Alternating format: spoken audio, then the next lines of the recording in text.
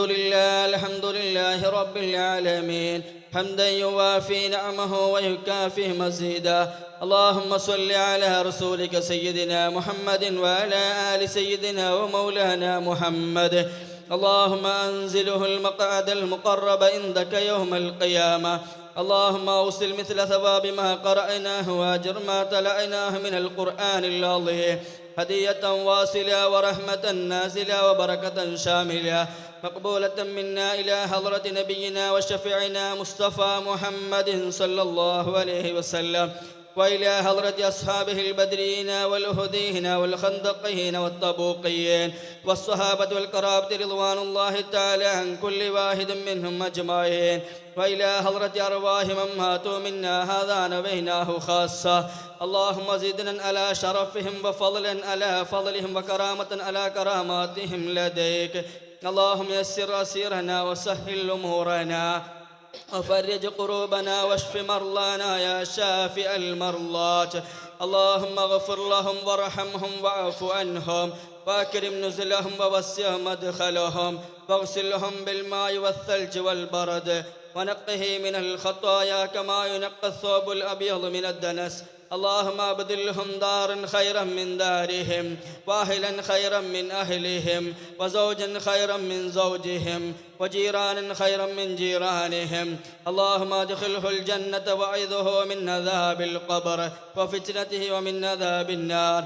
اللهم نور قبرنا وقبورهم بنور القرآن. اللهم شرف قبرنا وقبورهم بشرف القرآن. اللهم جمل قبرنا وقبورهم بجمالية القرآن. اللهم أظلم قبرنا وقبورهم بعظمة القرآن. اللهم زين قبرنا وقبورهم بزينة القرآن. اللهم وسع قبرنا وقبورهم ببركة القرآن. اللهم إنا نسألك بحق الفاتحة المعظمة والسبع المثاني أن تفتح لنا كل خير وأن تتفضل علينا بكل خير وأن تجعلنا من أهل الخير وأن تعاملنا يا مولانا معاملتك لأهل الخير وأن تحفظنا في أدياننا وأنفسنا وأهلنا وأصحابنا من كل مهنة وفتنة وبوس ومرض وضير إنك ولي لكل خير ومتفضل بكل خير وموت لكل خير. ربنا هب لنا من أزواجنا وذرياتنا قرة أعين واجعلنا للمتقين إماما. ربنا آتنا في الدنيا حسنة وفي الآخرة حسنة وقنا عذاب النار. اللهم اغفر لنا وارحمنا ولوالدينا ربنا ارحمهم كما ربونا صغارا ولجميع المؤمنين والمؤمنات. ربنا تقبل منا إنك أنت السميع العليم وتب علينا إنك أنت التواب الرحيم. آمين برحمتك يا أرحم الراحمين. صلى الله تعالى وسلم على خير خلقه سيدنا محمد وآله وصحبه أجمعين. سبحان ربك رب العزة عما يصفون وسلام على المرسلين والحمد لله رب العالمين.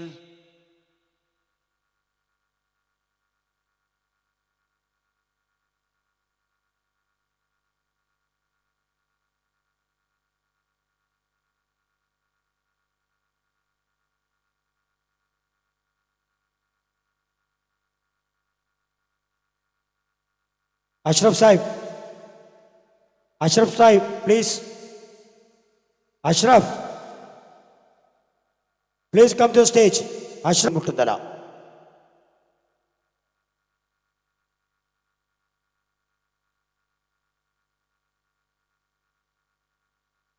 ഫായിസ് ബദ്രുദ്ദീൻ മുട്ടുന്നല ഖിറാഅത്തിന് വേണ്ടി വേദിയിലേക്ക് ക്ഷണിക്കുകയാണ്. بالله من الشيطان الرجيم. بسم الله الرحمن الرحيم. إذا جاء نصر الله والفتح ورأيت الناس يدخلون في دين الله أفواجا فسبح بحمد ربك واستغفره إنه كان توابا. صدق الله العلي العظيم. السلام عليكم.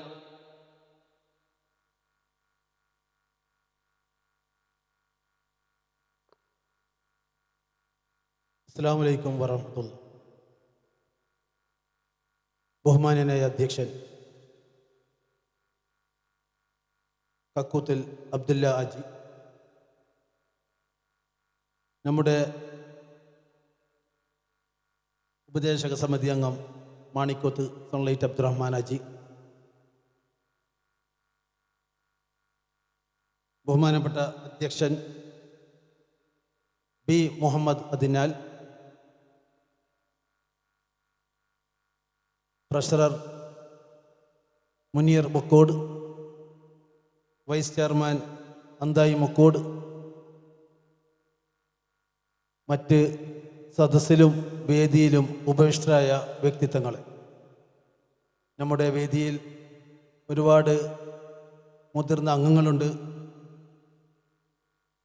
അവർക്കൊക്കെ അള്ളാഹു ആഫിയത്തുള്ള ദീർഘായുസ് നൽകി അനുഗ്രഹിക്കുമാറാകട്ടെ. ബാങ്കിച്ചേരി മുഹമ്മദ് ആജി എന്ന ആ മഹാമനുഷ്യൻ്റെ പേരിലാണ് നമ്മളിവിടെ സംഗമിക്കുന്നത്. ഏതാണ്ട് 1942 കാലഘട്ടങ്ങളിലാണ് അദ്ദേഹം ഈ ലോകത്തോട് വിട പറഞ്ഞിട്ടുള്ളത്. നോർത്ത് ചിത്താരിയിലെ ജുമാ മസ്ജിദിൽ അദ്ദേഹം അവിടെ അന്ത്യവിശ്രമം കൊള്ളുകയാണ്. അദ്ദേഹത്തിൻ്റെ മക്കളായ മർഹൂം ആമു ആജി, അന്തു ആജി, അന്തായി ആജി, കുഞ്ഞാമിന ഉമ്മ, മൊയ്തീൻ ആജി, അലീമ അജ്ജുമ്മ, ആയിഷ അജ്ജുമ്മ, സൈനബ അജ്ജുമ്മ, അബൂബക്കർ ആജി എന്നിങ്ങനെ 9 മക്കളാണുള്ളത്. അവരൊക്കെ ഇന്ന് ഈ ലോകത്തോട് വിട പറഞ്ഞിരിക്കുകയാണ്. അള്ളാഹു അവരുടെയൊക്കെ ദറജ ഉയർത്തി കൊടുക്കുമാറാകട്ടെ. അവരുടെ മക്കളും പേരമക്കളൊക്കെ അടങ്ങുന്ന വലിയൊരു കുടുംബം, ബാങ്കിച്ചേരി ഫാമിലി, അവരാണ് ഇപ്പോൾ ഇവിടെ സംഗമിച്ചിട്ടുള്ളത്. നമുക്കറിയാം, ചരിത്ര മത്സരം വെച്ചപ്പോൾ ബാങ്കിച്ചേരി മുഹമ്മദ് ആജിയെക്കുറിച്ചും 9 മക്കളെക്കുറിച്ചും ചരിത്രങ്ങൾ ശേഖരിക്കാൻ പറഞ്ഞപ്പോൾ 1-2 പേപ്പറിൽ ഒതുങ്ങുന്നതായിരിക്കും ചരിത്രം എന്നാണ് നമ്മൾ കരുതിയത്. പക്ഷേ നമ്മളൊക്കെ അത്ഭുതപ്പെടുത്തിക്കൊണ്ട് 20-30 പേപ്പറിൽ ചരിത്രങ്ങൾ രേഖപ്പെടുത്തി വന്നപ്പോൾ നമ്മൾ അത്ഭുതപ്പെട്ടു പോയി. നമ്മളൊക്കെ വിചാരിക്കുന്നതും അപ്പുറത്താണ് ബാങ്കിച്ചേരി മുഹമ്മദ് ആജിയും മക്കളുടെയും പ്രവർത്തനം ഈ നാട്ടിൽ ഉണ്ടായിട്ടുള്ളത്. മത, സാമൂഹിക, സാംസ്കാരിക, രാഷ്ട്രീയ മേഖലകളിലൊക്കെ നിസ്വാർത്ഥപരായ സേവനം നടത്തിയവരാണ് മുഹമ്മദ് ആജിയും മക്കളും. ചരിത്രം വന്നപ്പോൾ അതിൻ്റെ ചുമതല ഉണ്ടായത് MM ഹസൻ മാണിക്കോത്തിനാണ്. അവൻ എന്നോട് പറഞ്ഞു, എങ്ങനെയാണ് ഈ ചരിത്രത്തിൽ നിന്നും ഫസ്റ്റും സെക്കൻഡും ഒക്കെ തിരഞ്ഞെടുക്കൽ? നമ്മൾ വിചാരിച്ചതിലപ്പുറത്താണ് ചരിത്രങ്ങളൊക്കെ വന്നിട്ടുള്ളത്. ചരിത്രം പരിശോധിച്ച ജഡ്ജസ് പറഞ്ഞതും അതുതന്നെയാണ്. ഇങ്ങനെയുള്ള വ്യക്തിത്വങ്ങളായിരുന്നോ ഇവരൊക്കെ എന്നുള്ളത് അവരെക്കുറിച്ചൊക്കെ രേഖപ്പെടുത്തിയപ്പോൾ ചരിത്രനായകന്മാരെ പോലെ തന്നെ തിളങ്ങി നിൽക്കുന്ന വ്യക്തിത്വങ്ങളായിരുന്നു 9 പേരും. അത്തരം ചരിത്രത്തിൽ നിന്ന് ഫസ്റ്റും സെക്കൻഡും തേർഡും തിരഞ്ഞെടുക്കാൻ തന്നെ ബുദ്ധിമുട്ടായിരുന്നു. എല്ലാവർക്കും കിട്ടിയത് ഒരേപോലെയുള്ള ചരിത്രങ്ങളായിരുന്നു. ആ ചരിത്ര മത്സരത്തിൽ തന്നെ നമ്മുടെ കുടുംബങ്ങളൊക്കെ പരസ്പരം അറിയുവാനും മനസ്സിലാക്കുവാനും സാധിച്ചിട്ടുണ്ട്. ചെറിയ തലമുറയിലെ കുട്ടികളടക്കം പ്രായം ചെന്ന, ഇപ്പോൾ ജീവിച്ചിരിക്കുന്ന ഏറ്റവും പ്രായം ചെന്നവരടക്കം ഈ ചരിത്രത്തിൻ്റെ ഭാഗമായി നിന്നുകൊണ്ട് ഈ ചരിത്ര മത്സരത്തിൽ പങ്കാളിയായി എന്നുള്ളത് വളരെ സന്തോഷപൂർവ്വം നിങ്ങളെ അറിയിക്കുകയാണ്. ബാങ്കിച്ചേരി മുഹമ്മദ് ഹാജിയുടെ മക്കൾ ഓരോ പ്രദേശത്തുമാണ് അവർ ഉണ്ടായിട്ടുള്ളത്. ആമു ഹാജി ചിത്താരിയിലാണെങ്കിൽ അന്തു ഹാജി മുക്കൂടും, മൊയ്തീൻ ഹാജി മുക്കൂടും, അന്തായി ഹാജി അതിനാലും, അബൂബക്കർ ഹാജി മുക്കൂടുമാണ് ആൺമക്കൾ ഉണ്ടായിട്ടുള്ളത്. സൈനബ അജ്ജുമ മാണിക്കോത്തും, ആയിഷ കിയൂറും, അലീമ പൂച്ചക്കാടും, കുഞ്ഞാമിന അജ്ജുമ സെൻട്രൽ ചിത്താരി. പല നാടുകളിലായി അവർ ജീവിച്ചവരാണ്. ആ നാട്ടിലൊക്കെ അവർ അവരുടേതായ വ്യക്തിമുദ്ര പതിപ്പിച്ചിട്ടുണ്ട് എന്നുള്ളത് നമ്മൾ മനസ്സിലാക്കേണ്ടതുണ്ട്. കാലങ്ങൾ കഴിഞ്ഞ് 80 വർഷത്തോളം പിന്നിടുമ്പോഴും അവരൊക്കെ സ്മരിക്കുവാനുണ്ടായ കാരണം എന്താണ്? നമ്മൾ ഓരോരുത്തരും പരിശോധിക്കേണ്ടതുണ്ട്. എന്താണ് നമ്മൾ ഇങ്ങനെ ഒരു സംഗമം നടത്താൻ കാരണം എന്താണ്? നമ്മൾ ഇങ്ങനെ ഒരു ചരിത്രം അന്വേഷിച്ചു പോകാൻ കാരണം എന്താണ്? വേങ്ങിച്ചേരി മുഹമ്മദ് ഹാജിയും മക്കളും ഈ നാട്ടിൽ ജീവിച്ചപ്പോൾ അവർ നടത്തിയ സേവനത്തിൻ്റെ, അവർ നടത്തിയ പ്രവർത്തനത്തിൻ്റെ ഫലമാണ് അവരെ നമ്മൾ ഇന്ന് സ്മരിക്കാൻ കാരണമായിട്ടുള്ളത്. നമ്മളെയും സ്മരിക്കണം. കാലങ്ങൾ കഴിഞ്ഞു പോയാൽ നമ്മളെയും ഓർക്കണമെങ്കിൽ നമ്മൾ ഇവിടെ അടയാളപ്പെടുത്തേണ്ടതുണ്ട്. നമ്മുടെ സമൂഹത്തിനും സമുദായത്തിനു വേണ്ടി നമ്മൾ പ്രവർത്തിച്ചുകൊണ്ട് മാതൃകാപരമായ പ്രവർത്തനങ്ങൾ നടത്തിയാൽ മാത്രമേ പിൽക്കാലത്ത് നമ്മൾ ഓർക്കപ്പെടുകയുള്ളൂ എന്നുള്ളത് എല്ലാവരും തിരിച്ചറിയേണ്ടതുണ്ട്. ഈ കുടുംബസംഗമത്തിൻ്റെ ആശയം വർഷങ്ങൾക്ക് മുമ്പ് മാണിക്കോത്ത് സൈനബ അജ്ജുമയുടെ മകൻ കുഞ്ഞാമദ് ഹാജി, അദ്ദേഹം നമ്മളിൽ ഇന്ന് ജീവിച്ചിരിപ്പില്ല, അള്ളാഹു അവിടുത്തെ ദർജ ഉയർത്തി കൊടുക്കുമാർ, അദ്ദേഹം ഈ ആശയം പങ്കുവച്ചിരുന്നു. അതുപോലെ തന്നെ നമ്മുടെ വേങ്ങിച്ചേരി അബൂബക്കർ ഹാജിയുടെ മകൻ മുനീറും വർഷങ്ങൾക്ക് മുമ്പേ ഇത് പങ്കുവച്ചിരുന്നു. അവരുടെ രണ്ടുപേരുടെയും സ്വപ്നമാണ് കാലങ്ങൾക്കിപ്പുറം നമ്മുടെ ചെയർമാൻ ബി മുഹമ്മദ് ഹാജിയാണ് ഇതിന് തുടക്കം കുറിക്കാൻ വേണ്ടി എന്നോട് ആവശ്യപ്പെട്ടിട്ടുള്ളത്. ഇങ്ങനെ ഒരു ഗ്രൂപ്പ് ഉണ്ടാക്കണമെന്നും എല്ലാവരെയും ഒരു കുടുക്കയിൽ എത്തിക്കണമെന്നും ഇങ്ങനെ ഒരു സംഗമം നടത്തണമെന്നും എനിക്ക് നിർദ്ദേശം ബി മുഹമ്മദ് അതിനാൽ നൽകിയപ്പോൾ ഇങ്ങനെയൊരു ഗ്രൂപ്പ് ഉണ്ടാക്കി അതിൻ്റെ പ്രവർത്തനം ആരംഭിച്ചപ്പോൾ ഇത്രയും മനോഹരമായ ഒരു സദസ്സിലേക്ക് നിങ്ങളെയൊക്കെ എത്തിക്കാൻ പറ്റും എന്ന് ഞാൻ കരുതിയില്ല.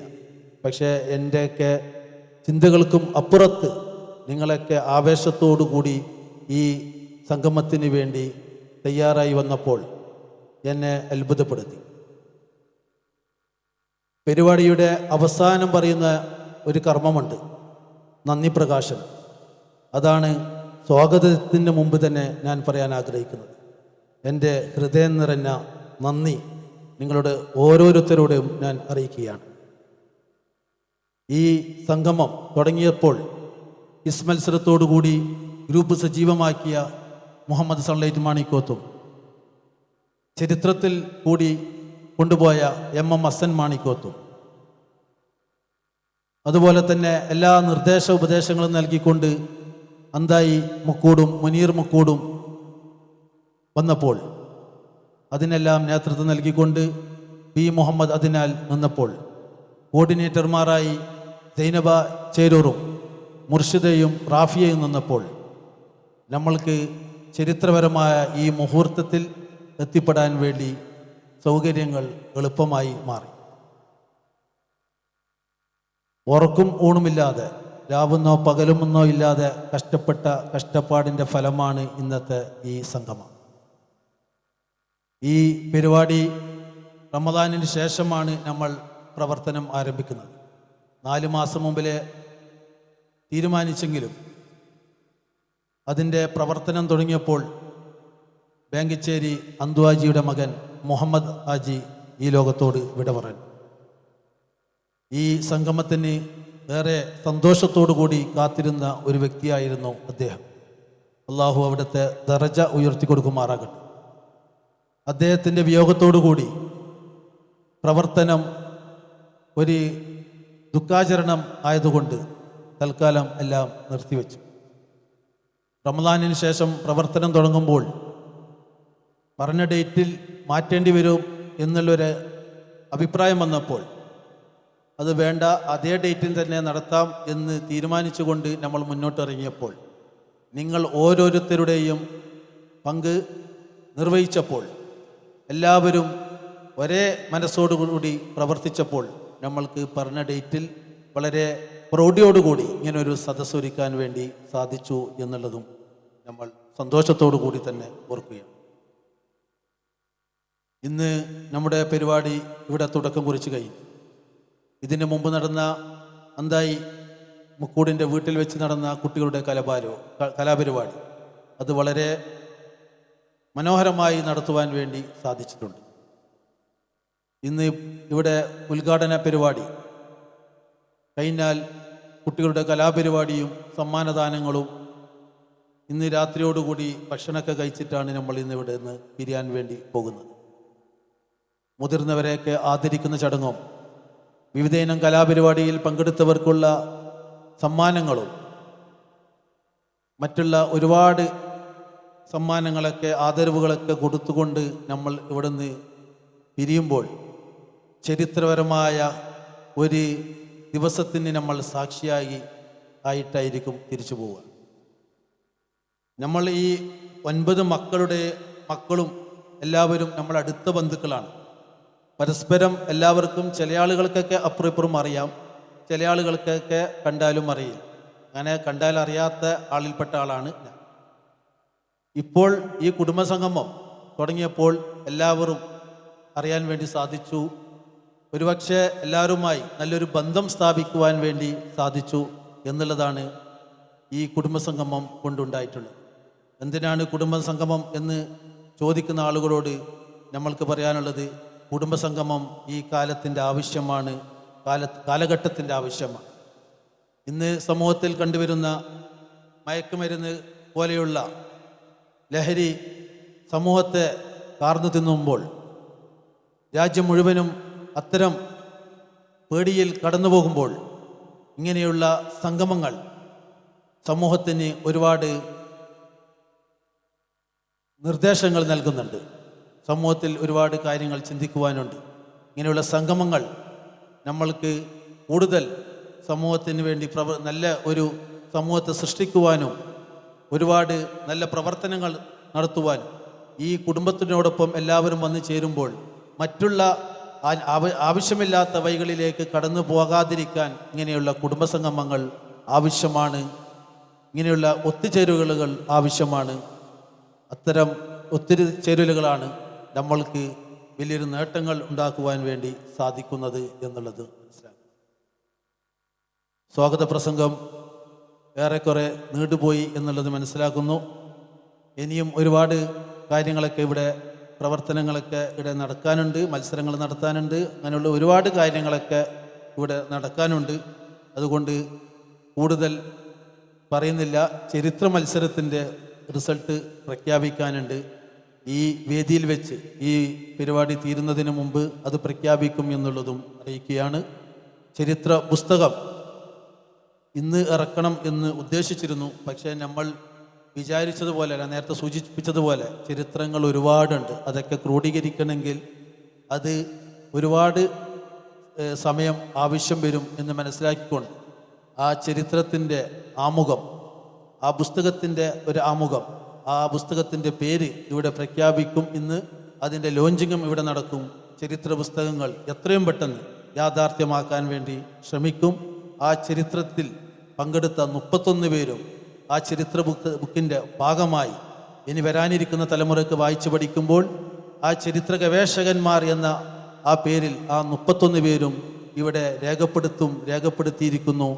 അവർക്ക് എൻ്റെ പ്രത്യേക അഭിനന്ദനങ്ങളും നന്മയും നേരുന്നു. എല്ലാവരെയും ഈ പരിപാടിയിലേക്ക് സ്വാഗതം ചെയ്തുകൊണ്ട് അധ്യക്ഷത വഹിക്കാൻ വേണ്ടി നമ്മുടെ സംഗമം ചെയർമാൻ പി മുഹമ്മദ് അദിലാനിനെ ആദരപൂർവ്വം ക്ഷണിക്കുന്നു.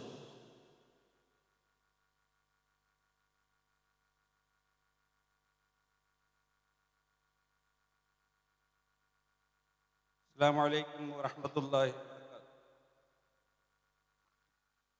വേങ്ങച്ചേരി സംഗമത്തിന് ഒത്തുകൂടിയ എല്ലാവരെയും ഹാർദവമായി സ്വാഗതം ചെയ്യുന്നു. ഈ സ്റ്റേജിൽ ഉപവിഷ്ടരായവരെയും അതുപോലെ തന്നെ ഈ ഹാളിൽ സംഘടിച്ചവരെയും ഉമ്മമാരെ പെങ്ങന്മാരെയും എല്ലാവരെയും ഹാർദവമായി ആദ്യമായി സ്വാഗതം ചെയ്യുകയാണ്. നിങ്ങളോട് എനിക്ക് അഭ്യർത്ഥിക്കുവാനുള്ളത്, നമ്മുടെ ഈ പ്രസംഗത്തിന് ഇന്നും ഒരു പ്രസക്തിയില്ല. വളരെ സാരസമ്പൂർണമായ ഒരു പ്രസംഗം ഇവിടെ നടത്തുവാൻ വേണ്ടി നമ്മളുടെ ഉസ്താദ് ഏതാനും നിമിഷങ്ങൾക്കകം ഇവിടെ എത്തിച്ചേരും. അദ്ദേഹത്തിൻ്റെ പ്രസംഗം നിങ്ങൾ കേട്ടിരുന്നാൽ നമുക്കത് പ്രാബല്യത്തിൽ കൊണ്ടുവരാൻ വേണ്ടി സാധിക്കണം. അതിന് അല്ലാഹു അനുഗ്രഹിക്കട്ടെ. വേറൊരു കാര്യം, ബേങ്ങഞ്ചേരി സംഗമത്തിൻ്റെ മുന്നോടിയായി നമ്മൾ നടത്തിയ ഖബർ സിയാറത്തും അതുപോലെ തന്നെ മറ്റുള്ള കുട്ടികളുടെ പരിപാടികളും വളരെ ഉഷാറായി നടന്നിട്ടുണ്ട്. അതിൽ എല്ലാവരും സംതൃപ്തരാണ്. നമ്മളിൽ നിന്നും മറഞ്ഞു പോയവർക്ക് വേണ്ടി വെള്ളിയാഴ്ചയും ഇന്നലെയും ഖബർ സിയാറത്തും പ്രാർത്ഥനയും നമ്മൾ നടത്തിക്കഴിഞ്ഞു. നമ്മുടെ മറഞ്ഞു പോയവരെയും നമ്മളെയും അല്ലാഹു നാളെ ജന്നാത്തുൽ ഫിർദൗസിൽ ഒരുമിച്ച് കൂടട്ടെ എന്ന് നമുക്ക് പ്രാർത്ഥിക്കാം. അതുപോലെ ഇന്ന് നമ്മളിൽ പലരും രോഗികളാണ്. ഹോസ്പിറ്റലിൽ കഴിയുന്നവരുണ്ട്, വീട്ടിൽ കഴിയുന്നവരുണ്ട്. അവർക്കെല്ലാവർക്കും വേണ്ടി നമ്മൾ നിസ്കാരം കഴിഞ്ഞുള്ള പ്രാർത്ഥനയിൽ അവരെ ഉൾപ്പെടുത്തണം എന്നുള്ള ഒരു അഭ്യർത്ഥന നിങ്ങളുടെ മുമ്പിൽ ഞാൻ വെക്കാൻ ആഗ്രഹിക്കുകയാണ്. കൂടുമ്പോൾ ഇമ്പമുള്ളതാണ് കുടുംബം. ഇന്ന് നമ്മുടെ യുവതലമുറ അതിൻ്റെ അന്തസ്സത്ത കളഞ്ഞു കുളിച്ചിരിക്കുകയാണ്. ഞാനതിലേക്ക് കൂടുതൽ കടക്കുന്നില്ല.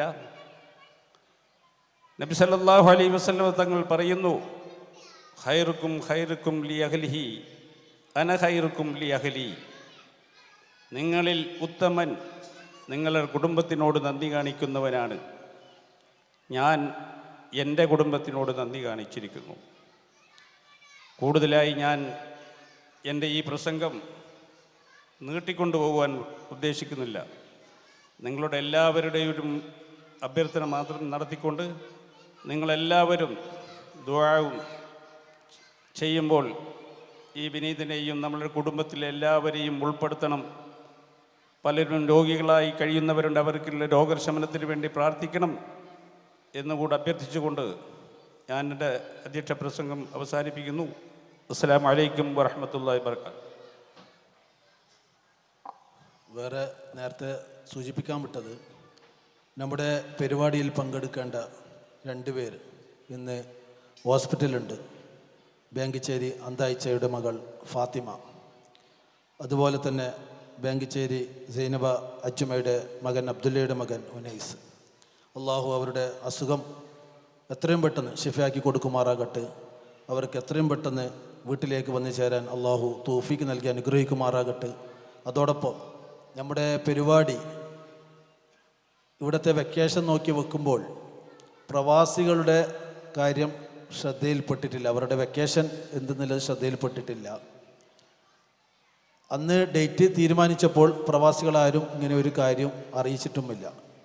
ഇപ്പം ഒരാഴ്ച മുമ്പാണ് അവരുടെ ലീവിനെ കുറിച്ചൊക്കെ അറിയിക്കുന്നത്. അപ്പോഴേക്ക് നമ്മുടെ പരിപാടി ഏകദേശം എല്ലാം തീരുമാനമായി കഴിഞ്ഞിരുന്നു. ഏതായാലും അവർക്ക് കാണുവാനുള്ള ലൈവ് സംവിധാനം ഇവിടെ ഒരുക്കിയിട്ടുണ്ട്. അതുകൊണ്ട് പ്രവാസികൾക്ക് ഉണ്ടായ ഈ പരിപാടിയിൽ പങ്കെടുക്കാൻ പറ്റാത്ത ഒരു സാഹചര്യം ഉണ്ടായിപ്പോയി എന്ന് അറിയിച്ചിരുന്നു. അവരോട് ഖേദം പ്രകടിപ്പിക്കുന്നു. ഇൻഷാ അല്ലാഹ് ഭാവിയിൽ ഇത്തരം പരിപാടികൾ ഇനി നടത്തുമ്പോൾ പ്രവാസികൾക്ക് പങ്കെടുക്കാൻ പറ്റുന്ന വിധത്തിൽ അതിൻ്റെ ഡേറ്റ് കണ്ടെത്തണമെന്നുള്ളതും അറിയിക്കുന്നു. അതോടൊപ്പം നേരത്തെ പറഞ്ഞ ഒരുപാട് പേരുടെ കാര്യങ്ങൾ പറഞ്ഞു. അതിൽ ഭക്ഷണത്തിൻ്റെ കാര്യം ഏറ്റെടുത്ത് നിർവഹിച്ച നാസർ മാണിക്കോത്ത്, മുനിയാന്ന് 2 ദിവസം മുമ്പ് നടന്ന പരിപാടിയിലും ഇന്നത്തെ പരിപാടിയിലും നമുക്കറിയാം, ഒരു ഭക്ഷണ സംവിധാനം ചെയ്യാൻ ചെറിയ പണിയല്ല. കലവറയിൽ നിന്നും ഭക്ഷണം ഉണ്ടാക്കുന്നവർ ഓരോ സമയത്തും ഓരോ സാധനം വേണമെന്ന് പറയും, കറക്റ്റ് സാധനം പറയില്ല. സമയത്ത് സാധനം വീടെത്തിക്കണം, സമയമാകുമ്പോൾ ഭക്ഷണം വിളമ്പണം. അതിന് സംവിധാനം ഒരുക്കാൻ ചെറിയ പണിയല്ല, വലിയ അധ്വാനമാണ്. അത്തരം ആ ചുമതല ഏറ്റെടുത്ത് നിർവഹിച്ച നാസർ മാണിക്യോത്തിനെയും പ്രത്യേകം ഈ വേദിയിൽ വെച്ച് അഭിനന്ദിക്കുന്നു. ഇൻഷാ അല്ലാഹ് നമ്മുടെ ഉദ്ഘാടനം നടത്താൻ വേണ്ടി കക്കൂത്തൽ അബ്ദുല്ലാജിയെ സ്നേഹപൂർവ്വം ക്ഷണിക്കുന്നു.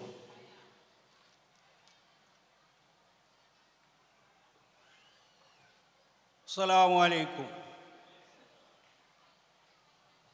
ഈ സംഗമം ഉദ്ഘാടനം ചെയ്യാൻ ഏറ്റെടുത്ത ആളിവിടെ എത്തിച്ചേരാത്തതുകൊണ്ട് ഭാഗ്യവശാൽ എനിക്കിത് കിട്ടിയതാണ്. ഈ സംഗമത്തിനെ പറ്റി കൂടുതൽ എനിക്ക് പറയാനില്ല, എങ്കിലും വേണ്ടുവോളം അഷ്റഫ് തന്നെ പറഞ്ഞു കഴിഞ്ഞു, നമ്മുടെ മുഹമ്മദ് കുഞ്ഞിയും പറഞ്ഞു കഴിഞ്ഞു. എങ്കിലും നമ്മുടെ വലിയപ്പയെന്ന മുഹമ്മദ് ഹാജി പഴയ കാലത്ത് പായ്ക്കപ്പലിൽ ഹജ്ജിന് പോയ ഒരു മനുഷ്യനാണ്. അദ്ദേഹത്തിൻ്റെ കുടുംബമാണ് നമ്മൾ ഇപ്പോൾ ഇവിടെ കൂടിക്കാണുന്നത്. ഇന്ന് പോകുന്നത് പോലെ ഹജ്ജിനെല്ലാം പോയത്, നാളെ ഹജ്ജിന് പോന്ന് ഇന്ന് പ്ലാൻ കയറുന്നു പോന്നു. അതല്ലാതെ എത്രയോ മാസങ്ങളോളം പായ്ക്കപ്പലിൽ ഹജ്ജിന് പോയി എന്ന് പറയുന്നത് കേട്ടപ്പോൾ തന്നെ ഞാനെല്ലാം അത്ഭുതപ്പെട്ടു പോയി. ഞാനും കടലിൽ കപ്പലിൽ പോയിരുന്നു. ആ സമയത്തെല്ലാം കപ്പൽ ആടിയുലയുന്നത് എനിക്ക് അനുഭവം ഉണ്ടായിരുന്നു. എന്നാലും ആ മനുഷ്യനെപ്പറ്റി നമ്മൾ എത്രത്തോളം പുകഴ്ത്തിയാലും നമുക്ക് മതിയാകുകയില്ല. അതുകൊണ്ട് അദ്ദേഹത്തിനും കുടുംബത്തിനും അദ്ദേഹത്തിൻ്റെ മക്കൾ മരിച്ച എല്ലാവർക്കും, ആണും പെണ്ണുങ്ങൾക്കും അള്ളാഹു പുറത്തു കൊടുക്കുകയും ഈയത്തിലും പരത്തിലും സുഖത്തിലും സന്തോഷത്തിലുമാക്കട്ടെ എന്ന് പ്രാർത്ഥിച്ചുകൊണ്ട് ഈ സംഗമം ഉദ്ഘാടനം ചെയ്തതായി ഞാൻ അറിയിക്കുന്നു. അസ്സലാമു അലൈക്കും.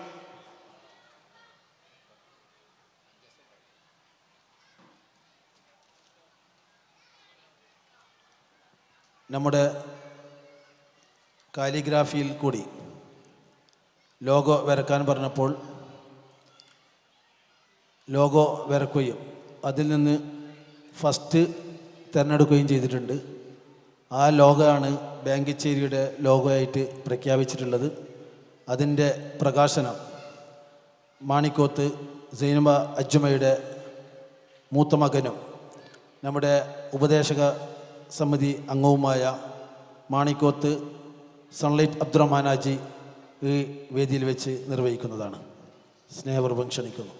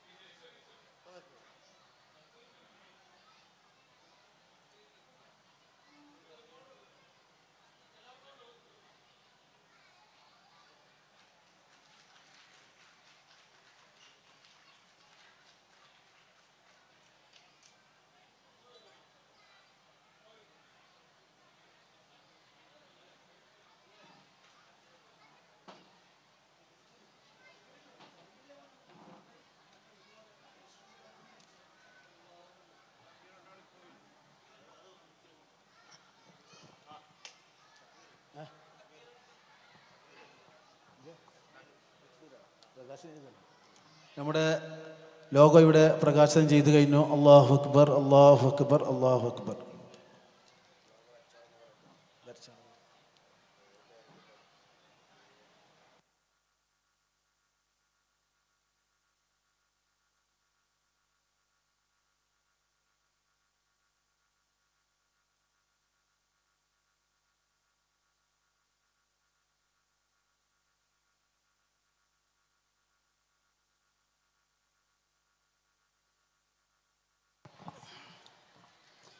കാലിഗ്രാഫി ഫസ്റ്റ് പ്രൈസ് നേടിയത് ഫാത്തിമത്ത് ജുമാന ഡോട്ടർ ഓഫ് അബ്ബാസ് പൂച്ചക്കാട്.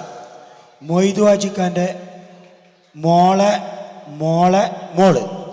നസീറാൻ്റെ മോളാണ്. നമ്മുടെ ബാങ്കശ്ശേരി എന്നുള്ള ഒരു കാലിഗ്രാഫി നമുക്കൊരു ലോഗോവാണെന്ന് പറയുമ്പോൾ ഒരുപാട് പേര് ഇതിന് മുന്നിട്ടിറങ്ങി 15-16 പേരോടെ പാർട്ടിസിപ്പേറ്റ് ചെയ്ത് ഇതിൽ ഫസ്റ്റ് പ്രൈസ് ചെയ്തതാണ് Fathimath Jumana daughter of Abbas. Congrats. ഇതാണ് നമ്മുടെ ബാങ്കശ്ശേരി കുടുംബത്തിൻ്റെ ലോഗോ. Okay, calligraphy logo.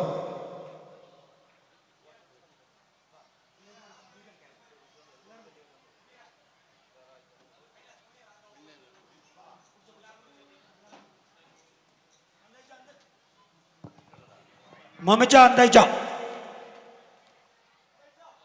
അതേപോലെ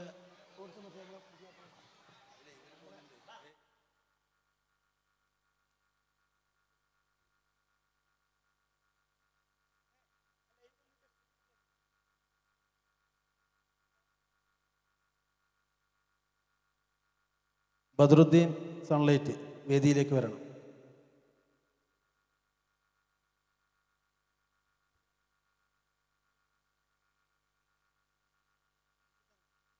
നസീർ ചേരൂർ വേദിയിലേക്ക് വരണം.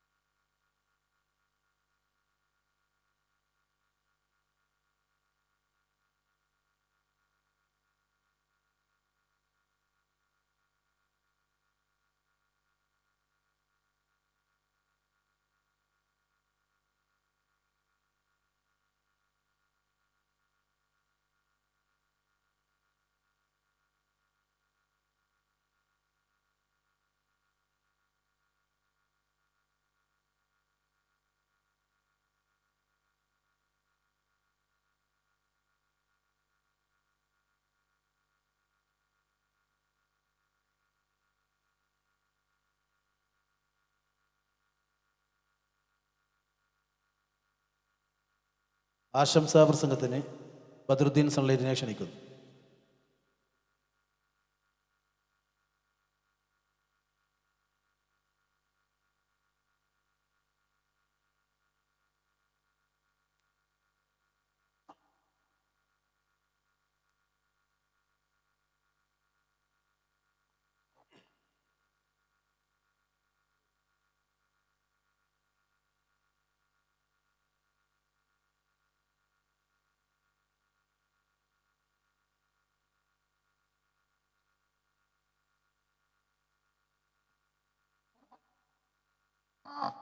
ഭക്ഷണം ഒരു കാരണവശാലും ഉള്ളിലേക്ക് കൊണ്ടുവരാൻ വേണ്ടി പാടില്ല, പുറത്തുനിന്ന് തന്നെ കഴിക്കണം.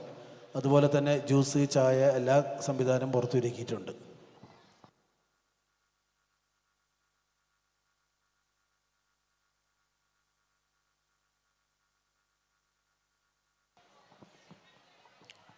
അൽഹംദുലില്ലാ വസ്സലാത്തു വസ്സലാമു അലാ അഷ്റഫിൽ മഖ്ലൂഖീൻ വഅലാ ആലിഹി വസഹ്ബിഹി അജ്മഈൻ. വേദിയിലും സദസ്സിലും ഉപവിഷ്ടരായ പ്രിയപ്പെട്ട കുടുംബാംഗങ്ങളെ, അസ്സലാമു അലൈക്കും വറഹ്മത്തുള്ളാഹി തആല വബറകാതുഹു. വളരെയേറെ സന്തോഷപൂർവമാണ് ഞാൻ ഇവിടെ ഒത്തുകൂടിയിരിക്കുന്നത്. വലിയൊരു പഴമയുടെ ഓർമ്മകളുമായി ഈ മഹാകുടുംബ സംഗമം ഇവിടെ സംഗമിക്കുമ്പോൾ നമ്മളിൽ നിന്ന് മരിച്ചുപോയ മുഴുവൻ കുടുംബാംഗങ്ങൾക്കും അള്ളാഹു മഗ്ഫിറത്തും മർഹമത്തും നൽകി അനുഗ്രഹിക്കുമാറാകട്ടെ എന്ന് ആത്മാർത്ഥമായി ദുആ ചെയ്യുന്നു. അവരെയും നമ്മളെയും നാളെ ജന്നാത്തുൽ ഫിർദൗസിൽ ഒരുമിച്ച് കൂട്ടുമാറാകട്ടെ. ഇന്ന് പല കുടുംബങ്ങളും അകലാനുള്ള ഏറ്റവും വലിയ കാരണം വലിയൊരു തെറ്റിദ്ധാരണയുടെ പുറത്താണ്.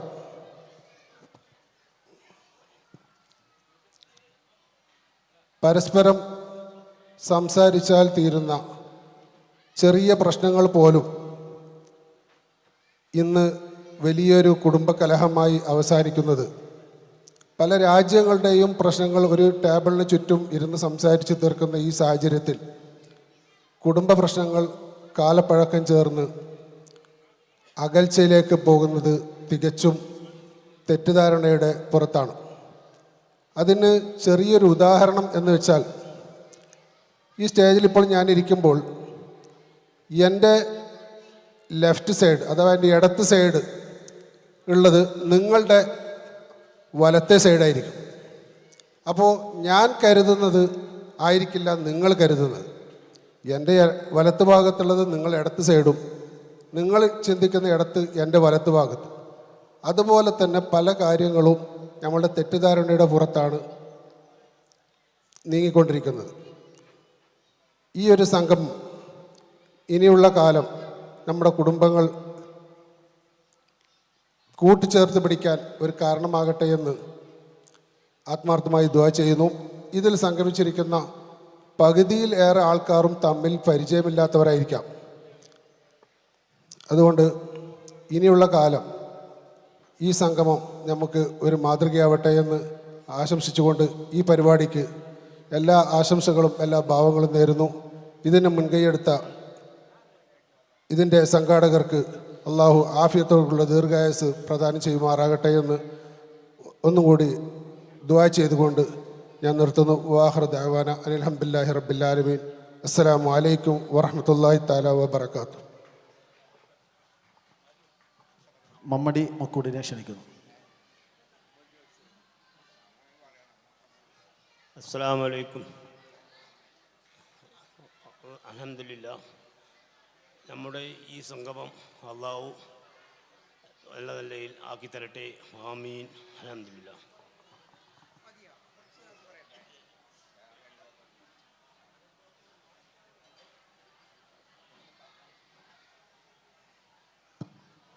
താജുദ്ദീനെ ക്ഷണിക്കുന്നു.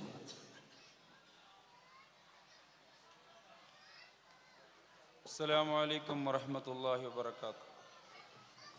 اللهم رب اشرح لي صدري ويسر لي امري واحلل عقدة من لساني يفقهوا قولي. اللهم صل على سيدنا محمد وعلى آله واهل بيته وازواجه وذرياته وصحبه وسلم. ബഹുമാനപ്പെട്ട സ്റ്റേജിലും വേദിയിലുമുള്ള പ്രിയപ്പെട്ട എല്ലാവർക്കും അസ്സലാമു അലൈക്കും വറഹ്മത്തുള്ളാഹി വബറകാതുഹു. മാഷാ അല്ലാ, തബാറകല്ലാ. നമ്മളിവിടെ ഒരുമിച്ച് കൂടിയത് ഒരു കുടുംബ സംഗമം. കൂടുമ്പോൾ ഇമ്പമുള്ള ഒരു സംഭവമാണ് കുടുംബം. കുടുംബ ബന്ധത്തിൻ്റെ പ്രാധാന്യം എല്ലാവർക്കും, ഞാൻ പറയാതെ തന്നെ എല്ലാവർക്കും അറിയാവുന്നതാണ്.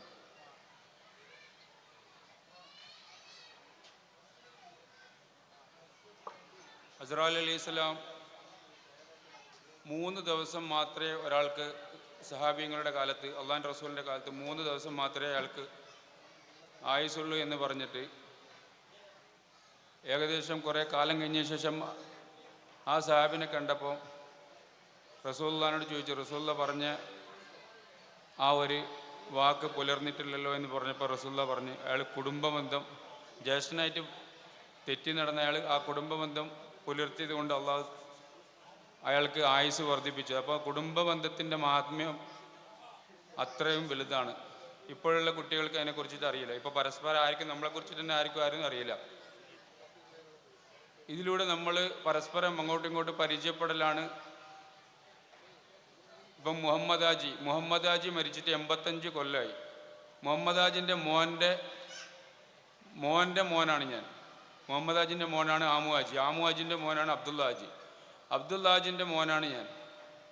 അപ്പം എൻ്റെ ഉപ്പാൻ്റെ ഖബർ ഉപ്പ പറഞ്ഞ ഉപ്പാൻ്റെ ഖബർ ഉപ്പ പറഞ്ഞിട്ടില്ല. ആ പരിചയം വെച്ചിട്ട് എനിക്കറിയാം ഏത് ഭാഗത്താന്നുള്ളതെന്ന്. ഈ ആമു ഹാജിൻ്റെ ഖബർ എന്ന് പറഞ്ഞാൽ നോർത്ത് ചിത്താരി ജുമാ മസ്ജിദിൻ്റെ അങ്കണത്തിൽ തന്നെയാണുള്ളത്. അത് 85 വർഷം മുമ്പുള്ള ഖബറാണ്. അത് ഐഡൻറ്റിഫൈ ചെയ്യാൻ നമ്മളോട് പറ്റിയില്ല. അന്നുള്ള മീസാൻ കല്ല് എന്ന് പറഞ്ഞെങ്കിൽ ഇന്നത്തെ മീസാൻ കല്ലായിട്ട് എത്രയോ വലുപ്പമുള്ള കല്ലാണ്. അപ്പം ഇന്നത്തെ കുട്ടികൾക്ക് ഈ കുടുംബ ബന്ധത്തിൻ്റെ അവർക്ക് അറിയില്ല. എന്തുകൊണ്ടെന്ന് വെച്ചെങ്കിൽ നമ്മൾ ഈ കുട്ടികളെ മൊബൈലിന് എഡിറ്റ് ആയിട്ടാണുള്ളത്. അതുപോലെ MDM പോലുള്ള കാര്യങ്ങൾക്ക് എഡിറ്റ് ആയിട്ടാണുള്ളത് കുട്ടികൾ. ഇപ്പം എൻ്റെ നാട്ടിൽ തന്നെ എൻ്റെ കുട്ടിയെ ഒരു ഉപദ്രവിച്ച കേസുമായി ബന്ധപ്പെട്ടിട്ട് അതിൻ്റെ നൂലാമാലകളിൽ ഇപ്പോൾ തീർന്നതേ ഉള്ളൂ. നമ്മൾ കുട്ടികളെ മൊബൈൽ കൊടുത്തിട്ട് വാത്സല്യം കൊടുക്കൽ മൊബൈൽ കൊടുത്തിട്ടല്ല വാത്സല്യം. അവർക്ക് കുടുംബത്തിൻ്റെ ബന്ധങ്ങൾ എന്തെന്നുള്ളത് പറഞ്ഞു കൊടുക്കണം. കുടുംബക്കാർ ആര്, ഇതാണ് എൻ്റെ കുടുംബക്കാരെന്ന് പറഞ്ഞു കൊടുക്കാനുള്ള ഒരു കഴിവ് നമുക്ക് വേണം. അല്ലെങ്കിൽ വെറുതെ ഒരു മൊബൈൽ കൊടുത്തിട്ട് ലാളിക്കുന്നതിന് പകരം കുട്ടികളെ നിങ്ങൾ എന്ത് ചെയ്യണം എന്ന് പറഞ്ഞെങ്കിൽ കുടുംബ ബന്ധം ഇതുപോലെ സംഗമങ്ങളിൽ കൊണ്ടുവന്ന് കുടുംബക്കാരെ പരസ്പരം അങ്ങോട്ടും ഇങ്ങോട്ടും പരിചയപ്പെടുത്തി കൊടുക്കണം. അല്ലാതെ വരും ഞാൻ എൻ്റെ മോനെ ലാളിക്കുന്ന ഒരു iPhone 15 iPhone 16 വാങ്ങിക്കൊടുത്ത് അതിൽ ഈ ഫോൺ കൊണ്ട് നിങ്ങൾക്ക് സ്വർഗത്തിലേക്കും നരകത്തിലേക്കും രണ്ടും പോവാം. അപ്പോൾ അതുകൊണ്ട് നിങ്ങൾ എന്താക്കണം, കുട്ടികളെ സ്നേഹിക്കണം. കുട്ടികൾ പറയുന്നത് കേൾക്കണം. അവരെന്താണ് മാതാപിതാക്കന്മാരോട് പറയാൻ ഉദ്ദേശിക്കുന്നത്. എന്തെങ്കിലും പറയുമ്പോഴേക്ക് അവരെ ചാടിക്കയറുകയോ അല്ലെങ്കിൽ അവരെ ശിക്ഷിക്കുകയല്ല. നമ്മളെ കുട്ടികൾ നമ്മളോട് എന്തും തുറന്ന് പറയാനുള്ള ഒരു ആർജം അവർക്ക് ഉണ്ടായിരിക്കണം. അത് പോയിട്ട് ഒരുത്തൻ സ്നേഹിച്ചാലും അല്ലെങ്കിൽ ഒരുത്തിനെ സ്നേഹിച്ചാലും അവർ നമ്മളോട് വന്നിട്ട് പറയാനൊരു പ്ലാറ്റ്ഫോം അവർക്ക് ഉണ്ടാക്കി കൊടുക്കണം. എന്തുകൊണ്ടെന്ന് പറഞ്ഞെങ്കിൽ നമ്മൾ കുട്ടികളെ സ്നേഹിക്കുന്നതിൽ ഒരു മൊബൈൽ വാങ്ങിച്ചു കൊടുത്ത ഒരു കാർ വാങ്ങിച്ചു കൊടുത്തതിനെ കൊണ്ടൊന്നും കാര്യമില്ല. കുട്ടികൾ എന്തെന്നുള്ളത് നമ്മൾ മനസ്സിലാക്കണം. നമ്മൾ എന്തെന്നുള്ളത് കുട്ടികളും മനസ്സിലാക്കണം. അതിന് വേണ്ടിയിട്ട് അങ്ങനെയുള്ള ഒരു സിറ്റുവേഷൻ ഉണ്ടാക്കണം എന്നുണ്ടെങ്കിൽ നമ്മളാദ്യം നേരാണ്. നമ്മൾ കുട്ടികളുടെ മുമ്പിൽ ഉപ്പാവും കുട്ടികളുടെ മുമ്പിൽ iPhone 16 എടുത്തിട്ട് ഇങ്ങനെ തോണ്ടിക്കൊണ്ടെന്നെങ്കിൽ കുട്ടികൾ പഠിക്കില്ല. കുട്ടികൾ എന്താന്ന് കുട്ടികൾ കള്ളൻ്റെ മോൻ കള്ളനായിട്ട് ജനിക്കും, കള്ളൻ്റെ മോൻ കള്ളനായിട്ടേ ജീവിക്കുള്ളൂ. ഇപ്പം എൻ്റെ ഉപ്പ എനിക്ക് പഠിപ്പിച്ചു തന്നത് ആ രൂപത്തിൽ. എന്തെങ്കിലും ഉപ്പാനെ ഞാൻ കാണുന്ന തഹജ്ജുദ് നിസ്കരിക്കുന്നത് 2 മണിക്ക് എണീച്ചിട്ട് നമ്മൾ ഫോളോ അപ്പ് ചെയ്യും. ഓട്ടോമാറ്റിക് നമ്മൾ ഫോളോ ചെയ്യും. ഇപ്പം ഞാൻ എൻ്റെ മകൻ ഇപ്പം ഞാനൊരു ഒരു മൊയിലാറാണ്ട് ചേർത്ത് മർക്കസിൽ ചേർക്കാൻ പോയപ്പം അവിടുന്ന് മർക്കസിൽ നിന്ന് ഞാൻ ICF-ൻ്റെ ഫൈനാൻഷ്യൽ സെക്രട്ടറിയാണ്. ഏത് ഖത്തറിൽ. എനിക്ക് മർക്കസിൽ ഫ്രീ ആയിട്ട് സീറ്റ് കിട്ടിയിട്ട് 2 ദിവസം കഴിഞ്ഞപ്പോൾ അന്യസംസ്ഥാനത്ത് നിന്ന് 28 കുട്ടികൾ അവിടത്തേക്ക് വന്ന് ഓൺലൈൻ സെർച്ച് ചെയ്യാതെ ഡയറക്റ്റായിട്ട് അവർ വന്നപ്പം എന്നോടൊന്ന് അവരിന്ന് മേൽഘടകത്തുനിന്ന് എന്നോട് വിളിച്ചു പറഞ്ഞു, ഒരു കാരണവശാലും നിങ്ങൾ ഒരു വർഷം വരെ വെയിറ്റ് ചെയ്യേണ്ടി വരും. ആ കുട്ടികൾക്ക് വേണ്ടിയിട്ട് നിങ്ങൾ ആ സ്ഥാനം ഒഴിഞ്ഞു കൊടുക്കണം. എന്തുകൊണ്ടെന്ന് പറഞ്ഞെങ്കിൽ ആ കുട്ടികളെ അവിടെ നിന്ന് മടക്കി കഴിഞ്ഞെങ്കിൽ നമ്മൾ ഇവിടുത്തെ പോലെ വിദ്യാഭ്യാസ സംവിധാനങ്ങൾ അന്യ സംസ്ഥാനങ്ങളിൽ വളരെ കുറവാണ്. അപ്പം അവർക്ക് എന്താ വെച്ചെങ്കിൽ ആ കുട്ടികൾക്ക് പഠിക്കാനുള്ള ഒരു അവരെ മടക്കി വെച്ചെങ്കിൽ പിന്നെ അവരൊരിക്കലും ഇസ്ലാമിക അവർക്ക് എന്തായാലും ഇവിടുന്ന് ഞങ്ങളെ വന്നിട്ട് കേരളത്തിൽ നിന്ന് ഞങ്ങളെ വന്നിട്ട് മൈൻഡാക്കിയില്ല. പിന്നെ ആ കുട്ടികൾ സാമൂഹ്യ വിരുദ്ധരായിട്ടാണ് പോലെ. അതുകൊണ്ട് ഞാൻ എൻ്റെ മോനെ പഠിപ്പിക്കുന്നില്ല എന്ന് വെച്ചാൽ അടുത്ത കൊല്ലത്തേക്ക് നമ്മൾക്ക് എന്തിനൊരു അഥവാന്ന് വന്നത്. അതില്ലാത്ത കുട്ടികളാണ് ഇപ്പോൾ അഫാൻ എന്നുള്ള കുട്ടി 5 ആൾക്കാരെ കൊന്നു, ചങ്കർത്ത് കൊന്നു. ആ കുട്ടീനോട് പോലീസായിട്ട് ഞാൻ സംസാരിച്ചാണ്. ഞാൻ അജിത് സാറായിട്ട് സംസാരിച്ചപ്പോൾ അവർ പറഞ്ഞാണ് എന്തിനാന്ന് കൊന്നെന്ന് വെച്ചപ്പോൾ ആ കുട്ടി പറഞ്ഞെന്തെന്നറിയോ, 2 ആളെയും കൂടി എനിക്ക് കൊല്ലാൻ ബാക്കിയുണ്ടെന്നാണ്. അതിനു മുമ്പ് ഒരു കുട്ടി ഒരു ഉമ്മാനെ അറുത്ത്. ആ കുട്ടീനോട് ചോദിച്ചപ്പോൾ ആ കുട്ടി പറഞ്ഞ വാക്കെന്ന് പറഞ്ഞെങ്കിൽ എന്നെ പ്രസവിച്ചുകൊണ്ടാണ് അപ്പം ഞാൻ സിമ്പിളായിട്ട് അജിത് സാറിനോട് പറഞ്ഞാണ് MDM എന്ന് പറഞ്ഞാൽ മതി. അതിൻ്റെ റീസൺ MDM അല്ലെങ്കിൽ കഞ്ചാവ്. കുട്ടികൾ സാമൂഹ്യ വിരുദ്ധരാകുന്ന എന്തുകൊണ്ട് എന്ന് വെച്ചെങ്കിൽ കുട്ടികൾക്ക് നിങ്ങൾ വീട്ടിൽ നിന്ന് കൊടുക്കുന്ന സ്നേഹം കൊടുക്കുന്നില്ല. നിങ്ങൾ സ്നേഹത്തിന് പകരം കൊടുക്കുന്ന iPhone 16 iPhone 15 പിന്നെ ഒരു കാറ് അല്ലെങ്കിൽ ബൈക്ക് അതല്ല കൊടുക്കേണ്ടത്. കുട്ടികളെ പരസ്പരം അങ്ങോട്ടും ഇങ്ങോട്ടും നമ്മൾ അറിയണം. എന്താണ് കുട്ടികളുടെ മനസ്സിൽ നമ്മളോട് തുറന്നു പറയാനുള്ള ഒരു വേദി നമ്മൾ ഉണ്ടാക്കി കൊടുക്കണം. അല്ലാതെ വെറുതെ കുട്ടികൾക്ക് ഒരു iPhone 16 എൻ്റെ മോന് ഭയങ്കര സംഭവമാണ് അല്ലെങ്കിൽ ഒരു Mercedes Benz വാങ്ങിക്കൊടുത്താൽ കുട്ടികൾ എന്തായില്ല. ഇന്ന് ഞാൻ പല മയ്യത്ത് നിസ്കാരങ്ങളിൽ പോയിട്ട് ഉപ്പാൻ്റെയും ഉമ്മാൻ്റെയും മയ്യത്ത് കൊണ്ടുവന്നിട്ട് അവിടെ വെച്ചപ്പം മോനുണ്ടോ എന്ന് ചോദിച്ചപ്പോൾ മോനിക്ക് നിസ്കരിക്കാൻ അറിയില്ല. ഈ മയ്യത്ത് നിസ്കാരം എന്ന് പറഞ്ഞാൽ വലിയൊരു സംഭവമൊന്നുമല്ല, വളരെ ചുരുക്കത്തിൽ നിസ്കരിക്കുന്ന ഏത് ഒരുത്തനും പഠിക്കേണ്ടതാണ്. ഓൻ്റെ ഉപ്പാൻ്റെ ഉമ്മാൻ്റെ വേണ്ടി മാത്രമല്ല, ഏത് മയ്യത്തിന് വേണ്ടി നിസ്കരിക്കുമ്പോൾ അതിൻ്റെ ദുആകളും സലാത്തും എല്ലാം പഠിക്കേണ്ടതാണ്. മയ്യത്തിന് വേണ്ടിയുള്ള ദുആ, ഫാത്തിഹ, മയ്യത്തിന് വേണ്ടിയിട്ടുള്ള ദുആ, അതേപോലെ തന്നെ സലാത്ത്, നമ്മളെ അത്തയ്യാത്തിൽ ഓതുന്ന സലാത്ത്, പിന്നെ മയ്യത്തിന് വേണ്ടി പൊറുക്കലിനെ തേടൽ, വളരെ സിമ്പിളായിട്ടുള്ള പരിപാടിയാണ്. അപ്പം നമ്മളെ മക്കൾക്ക് അങ്ങനെയുള്ള ഭൗതികവും മതവുമായിട്ടുള്ള വിദ്യാഭ്യാസം കൊടുക്കുക. അല്ലാതെ നിങ്ങൾ വെറുതെ കുറേ മൊബൈൽ വാങ്ങിക്കൊടുത്തിട്ട് മെർസഡീസ് ബെൻസ് വാങ്ങിക്കൊടുത്തിട്ടൊന്നും കാര്യമില്ല. നമ്മൾ മരിച്ചിട്ടാകുമ്പോൾ നമ്മളെ മക്കൾ നമ്മളെ കവറിൻ്റെ അടുക്ക് വേണ്ടി ആത്മാർത്ഥമായിട്ട് ദുആ ചെയ്യണം. അവർ നിസ്കരിക്കുമ്പോഴുള്ള ആത്മാർത്ഥത ഏത് ഉസ്താദ് നിസ്കരിച്ചാലും ഉണ്ടായില്ല.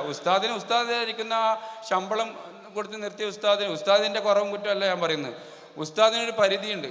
ഉസ്താദിന് വളരെ അറിയാത്ത കുറേ കാര്യങ്ങൾ അറിയുന്നില്ല. ഞാൻ പിന്നെ പൂച്ചക്കാട് ചെറിയ പള്ളിൻ്റെ അവിടെ ഒരു മയ്യത്ത് കൊണ്ടുപോയിട്ട് വെച്ചപ്പോൾ മയ്യത്തിൻ്റെ മുകളിലെ തുണി എടുത്തിട്ട് കാണിച്ചിട്ട് നിസ്കരിക്കും. ഞാൻ അവരോട് പറഞ്ഞ് ഉസ്താദിനോട് പറഞ്ഞ് ആ തുണി കംപ്ലീറ്റ് മറക്കാൻ പറഞ്ഞു.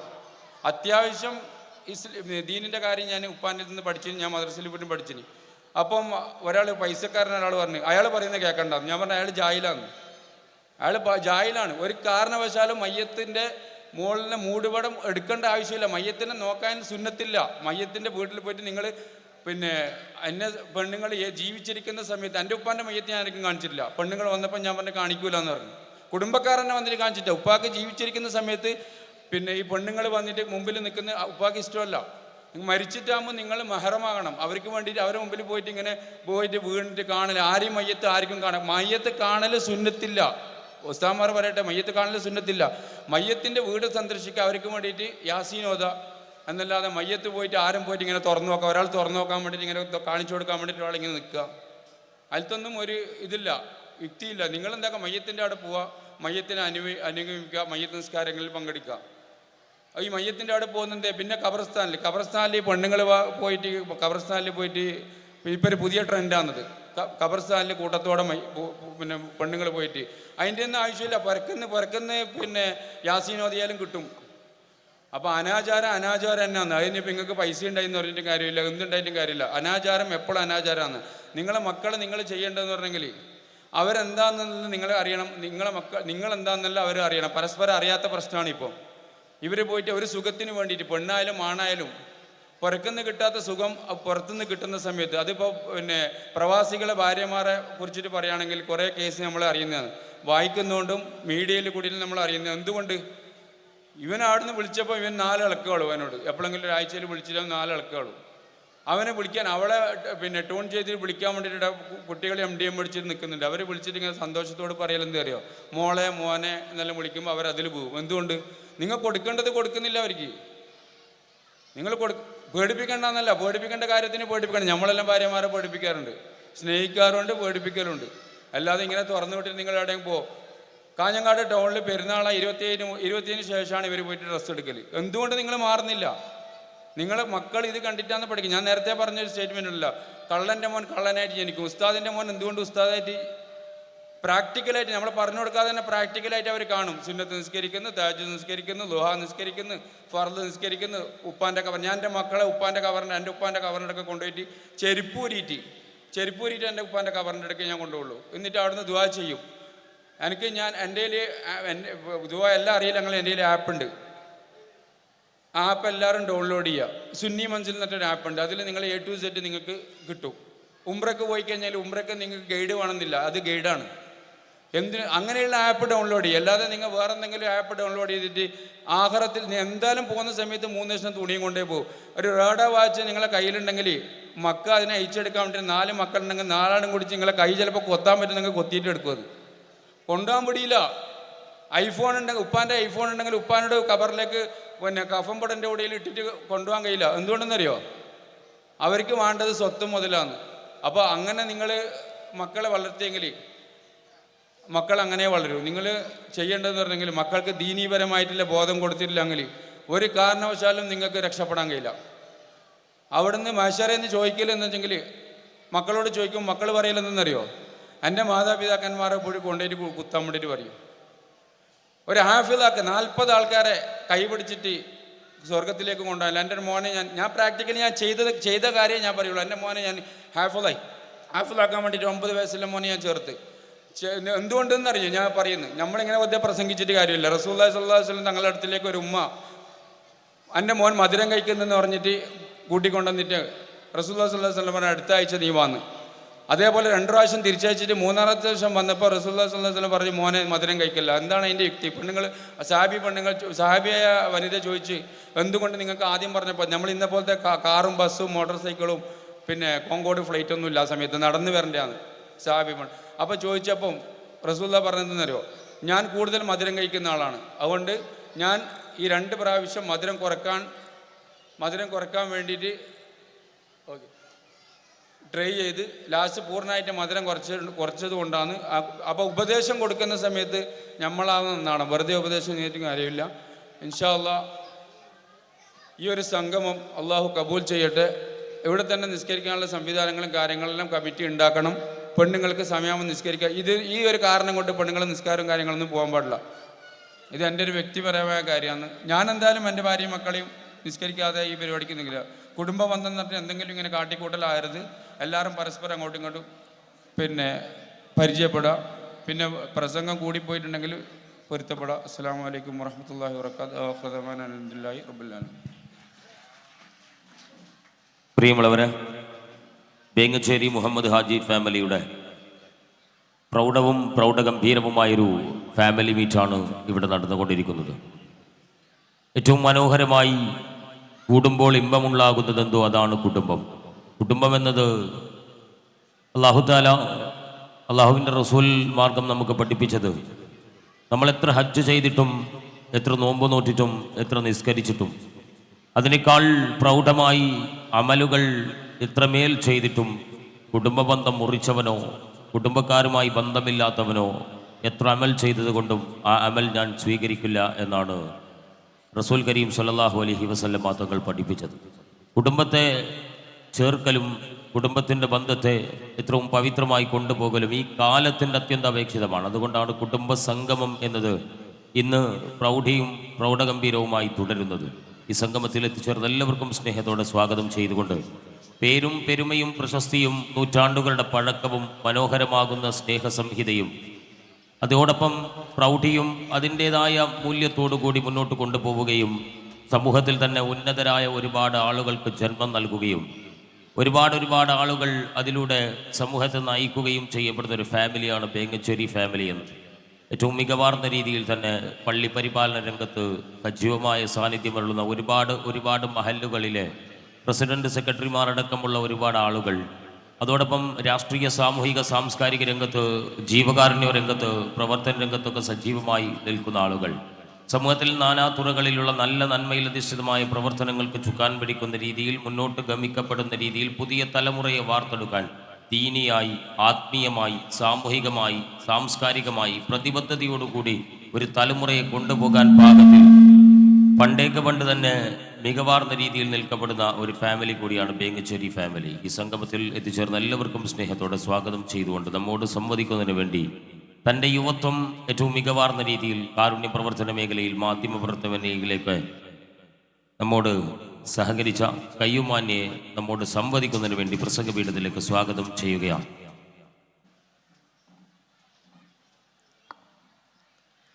അസ്സലാമു അലൈക്കും. ബിസ്മില്ലാഹിർ റഹ്മാനിർ റഹീം. അൽഹംദുലില്ലാഹി റബ്ബിൽ ആലമീൻ.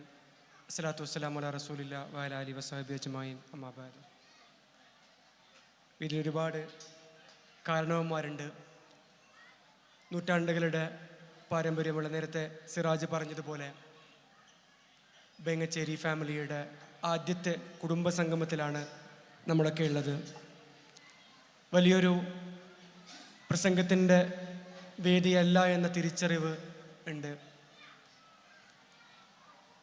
നിങ്ങൾക്കറിയാം, ഇവിടെ വന്നു നിൽക്കുമ്പോൾ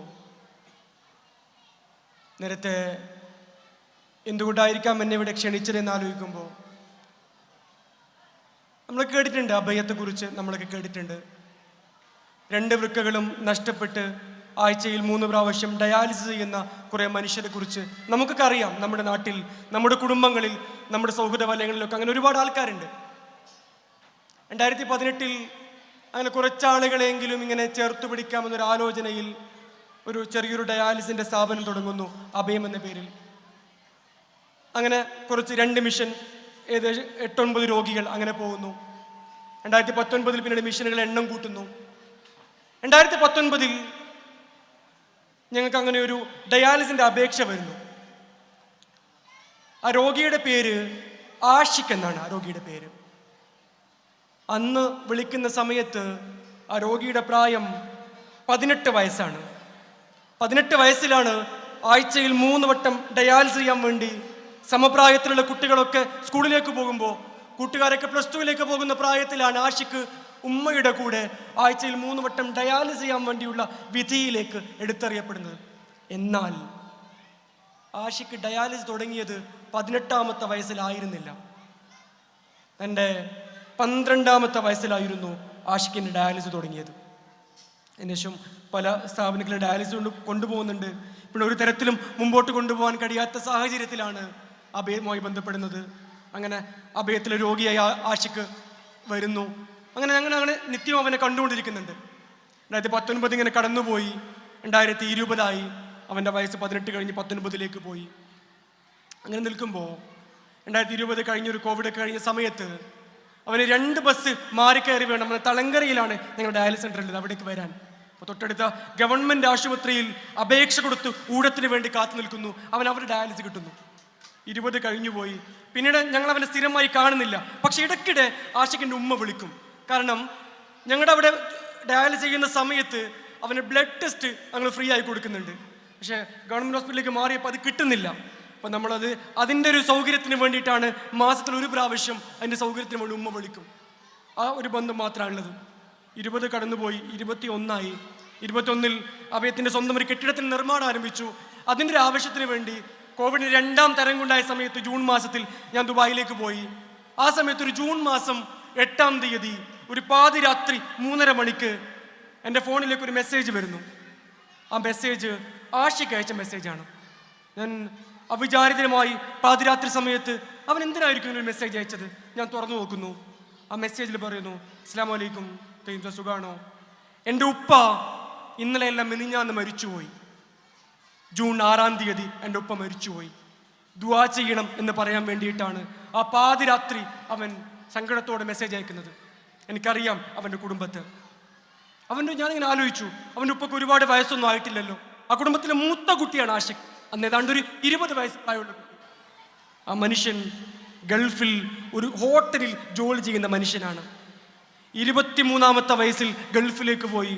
ഒരു ഹോട്ടലിൻ്റെ അടുക്കളയിൽ ആ ഒരു നെരിപ്പോടിനോട് പടപൊരുതി. നിങ്ങൾക്കൊക്കെ അറിയാം, ഗൾഫിലെ ആ പ്രവാസത്തിൻ്റെ സങ്കടങ്ങളൊക്കെ നന്നായി അറിയുന്നവരാണ്. ഒരേ സ്ഥാപനത്തിൽ 20 വർഷം ജോലി ചെയ്ത ഒരു മനുഷ്യനാണ്. ആ മനുഷ്യനാണ് നോമ്പ് 17-ന് കുടുംബത്തോടൊപ്പം പെരുന്നാൾ ആഘോഷിക്കാൻ വേണ്ടി സന്തോഷത്തോടു കൂടി നാട്ടിലേക്ക് വരുന്നത്. പെരുന്നാളൊക്കെ ആഘോഷിച്ചു. അത് കഴിഞ്ഞ് പെട്ടെന്ന് ആ മനുഷ്യന് പനി വരുന്നു. അത് ന്യൂമോണിയായി, കോവിഡ് പോസിറ്റീവായി. എന്നിട്ട് കാസർഗോഡ് ആശുപത്രിയിൽ നിന്ന് പരിയാരത്തേക്ക് മാറ്റുന്നു. അവിടെ വെച്ച് ആ മനുഷ്യൻ മരിച്ചു പോകുന്നു 44ാമത്തെ വയസ്സിൽ. ആ സങ്കടം പറയാൻ വേണ്ടിയാണ് പാതിരാത്രി ആഷിഖ് മെസ്സേജ് അയക്കുന്നത്. ഇങ്ങനെ കാര്യങ്ങളൊക്കെ ചോദിച്ചറിഞ്ഞു. ആഷിഖിന് താഴെ പിന്നെയും ഒരു അനുജനും 2 അനുജത്തിയുണ്ട്. അങ്ങനെയൊക്കെ സങ്കടങ്ങളൊക്കെ ഇങ്ങനെ പോകുന്നുണ്ട്. ആഷിഖ് പറഞ്ഞു വളരെ സന്തോഷമായിട്ടുണ്ടായിരുന്നു പെരുന്നാളിന്. പെട്ടെന്നാണ് ഇതൊക്കെ സംഭവിച്ചത്. അതൊക്കെ സംഭാഷണമൊക്കെ അവസാനിച്ചു. അന്ന് രാവിലെ ഒരു 5 മണിയോട് എടുക്കുന്ന സമയത്ത് ഇങ്ങനെ വെറുതെ നമുക്കൊക്കെ അറിയാം, ദുബായിലൊക്കെ ആകുമ്പോൾ വിസിറ്റിനൊക്കെ പോകുമ്പോൾ ഉറങ്ങാറൊക്കെ വൈകിയായിരിക്കും. ഇങ്ങനെ നോക്കുമ്പോൾ ആഷിഖ് ഏതാണ്ട് ഒരു 5 മണി സമയത്ത് അവൻ്റെ വാട്സപ്പിൻ്റെ സ്റ്റാറ്റസ് അപ്ഡേറ്റ് ചെയ്തിട്ടുണ്ട്. ഞാനൊരു ആകാംക്ഷയോടുകൂടി ആ വാട്സപ്പിൻ്റെ സ്റ്റാറ്റസിൽ വിരലമർത്തി. അതൊരു പാട്ടിൻ്റെ ഒരു ചെറിയൊരു ക്ലിപ്പിംഗ് ആയിരുന്നു അവൻ്റെ സ്റ്റാറ്റസായി വെച്ചിട്ടുണ്ടായിരുന്നത്. ആ പാട്ടിലെ വരികൾ ഇങ്ങനെയാണ്. നീ കേട്ടില്ല പാട്ടായിരിക്കാം ഒരു പക്ഷേ. മരിക്കുന്ന മുമ്പേ എനിക്കുണ്ട് നാഥ അവസാനമായിന്നൊരാഗ്രഹം മനസ്സിൽ, ഇനിയൊരു ജന്മം എനിക്കായി തരുമെങ്കിൽ എനിക്കെൻ്റെ ഉമ്മാൻ്റെ മകനാവണം. കരൾ പൊട്ടിയെന്നും നിന്നോട് തേടിയ പ്രിയമുള്ളൊരുപ്പാൻ്റെ മകനാവണം. അവരികൾ ഇങ്ങനെയാണ് ഇങ്ങനെ തുടർന്നു കൊണ്ടുപോകുന്നത്. ഓർമ്മ വെച്ച നാൾ തൊട്ടേ ഇന്നേ വരേക്കും എണ്ണയോർത്ത് കരയാത്ത ദിനമില്ലുപ്പാക്ക്. ഈ ഒരു ജന്മം ഞാൻ നന്നായി കാണാൻ വല്ലാതെ ആശിച്ചൊരു മനസ്സുണ്ട് ഉമ്മാക്ക്. ഇനിയൊരു ജന്മം എനിക്കായി തരുമെങ്കിൽ എനിക്കെൻ്റെ ഉപ്പാൻ്റെ മകനാവണം. പക്ഷേ ഏതെങ്കിലും ഒരു വാട്സപ്പ് ഗ്രൂപ്പിൽ ഇങ്ങനെ പാട്ട് വന്ന് കിടക്കുമ്പോൾ, തൻ്റെ ജീവിതവുമായി അത്രമേൽ ബന്ധപ്പെട്ട് കിടക്കുന്ന വരികളാവുമ്പോൾ സങ്കടത്തോടുകൂടി അവനത് വെച്ചതായിരിക്കാം. എനിക്ക് ആ പാട്ടിങ്ങനെ മുഴുമിച്ച് കേൾക്കാൻ കഴിഞ്ഞില്ല. അറിയാതെ ഇങ്ങനെ ഒരു തുള്ളി കണ്ണുനീരിങ്ങനെ വീണു. ആലോചിച്ച് നോക്കി, ആഷിക്ക് വീട്ടിലെ മൂത്ത കുട്ടിയാണ്. ഇനി അവൻ്റെ ചികിത്സയുണ്ട്. താഴെയുള്ള 2 അനുജത്തിയും 1 അനുജനും ഉണ്ട്. കുടുംബത്തിൻ്റെ ഏക വരുമാന മാർഗം നിലച്ചുപോയി. ഇനി എങ്ങനെ ആഷിക്കിൻ്റെ ചികിത്സ മുമ്പോട്ട് കൊണ്ടുപോകും? ഡയാലിസിസ് ഫ്രീ ആയി കിട്ടുമ്പോഴും ബാക്കി ചെലവുകളുണ്ട്, വീട്ടു ചെലവുകളുണ്ട്. ഇങ്ങനെ സങ്കടത്തോടെ പിറ്റേ ദിവസം ഞാൻ ദുബായിലുണ്ടാവുമ്പോൾ അഭയുമായി സഹകരിക്കുന്ന ഒരു കാഞ്ഞങ്ങാട്ടൻ്റെ ഒരു യുവ സുഹൃത്തുണ്ട്. നമ്മളിങ്ങനെ ആഷിക്കിൻ്റെ സങ്കടം ഇങ്ങനെ പറഞ്ഞു. അവൻ ആഷിക്കുന്ന രോഗിയെ കേട്ടിട്ടറിയാം. ഞാൻ ഇങ്ങനെ കഥകൾ പറഞ്ഞ് കേട്ടിട്ടറിയാം. ഞാൻ ഈ സംഭവമൊക്കെ പറഞ്ഞു, ആ സ്റ്റാറ്റസിൻ്റെ ഇങ്ങനെ കാണിച്ചു കൊടുത്തു. ആ സമയത്ത് ഈ സുഹൃത്തിനോട് പറഞ്ഞു, ആഷിക്കിൻ്റെ ജീവിതത്തിൽ ഒരിക്കൽ പോലും കണ്ടിട്ടില്ലാത്ത ആ സുഹൃത്തിനോട് പറഞ്ഞു, നീ പഠിക്കണ്ട, നമുക്കൊരു കാര്യം ചെയ്യാം. ഇനി ഈ മാസം മുതൽ നമുക്കൊരു 10,000 രൂപ നമുക്ക് ആഷിക്കിൻ്റെ കുടുംബത്തിന് കൊടുക്കാം. ആ പൈസ ഞാൻ തരാം, നീ കൊണ്ടുപോയി കൊടുക്കാനുള്ള സംവിധാനം ഉണ്ടാക്കണം. അന്ന് പറഞ്ഞു, ഇൻഷാ അല്ലാ ഞാൻ ജീവിച്ചിരിക്കാത്ര കാലം അല്ല തൗഫീഖ് ചെയ്താൽ ഞാൻ ആ പൈസ തരും എന്ന് പറഞ്ഞു. അങ്ങനെ ആ പൈസ കൈമാറുന്നു. അത് കൊണ്ടുപോയി കൊടുക്കാൻ ആ നാട്ടിൽ തന്നെ നമ്മളൊരു സുഹൃത്തിനെ ഏൽപ്പിക്കുന്നു. അങ്ങനെ ഓരോ മാസവും ഇങ്ങനെ ജൂൺ കഴിഞ്ഞു, ജൂലൈ കഴിഞ്ഞു, ഓഗസ്റ്റ് കഴിഞ്ഞു, ഇങ്ങനെ പൈസ കൊണ്ടുപോയി കൊടുക്കുന്നുണ്ട്. നവംബർ ആകുമ്പോഴേക്കും ഈ കൊണ്ടുപോയി കൊടുക്കുന്ന നമ്മുടെ ഒരു സുഹൃത്താണ്, അവന് ദുബായിലേക്ക് വരുന്നു. കൊണ്ടുപോയി കൊടുക്കാൻ ആളില്ല. ഇത് ഒരുപാട് ആൾക്കാർ അറിയുന്നത് ഈ തരുന്ന സുഹൃത്തിന് ഇഷ്ടമില്ല. നവംബറിലെ പൈസ കൊടുക്കാൻ എൻ്റെ കയ്യിലെ പൈസ ബാക്കിയുണ്ട്. ഡിസംബറായി, അടുത്ത മാസത്തിൽ കൂടി പൈസയായി, വേറെ കൊണ്ടുകൊടുക്കാൻ ഒരാളും ഇല്ല. ഡിസംബറിൽ ഞാൻ തീരുമാനിച്ചു, ഞാൻ തന്നെ കൊണ്ടുപോയി കൊടുക്കാം. അങ്ങനെ ആഷിഖിൻ്റെ വീട്ടിലേക്ക് പോകുന്നു. അന്ന് ആഷിഖിൻ്റെ വീട്ടിലേക്ക് പോകുന്നു.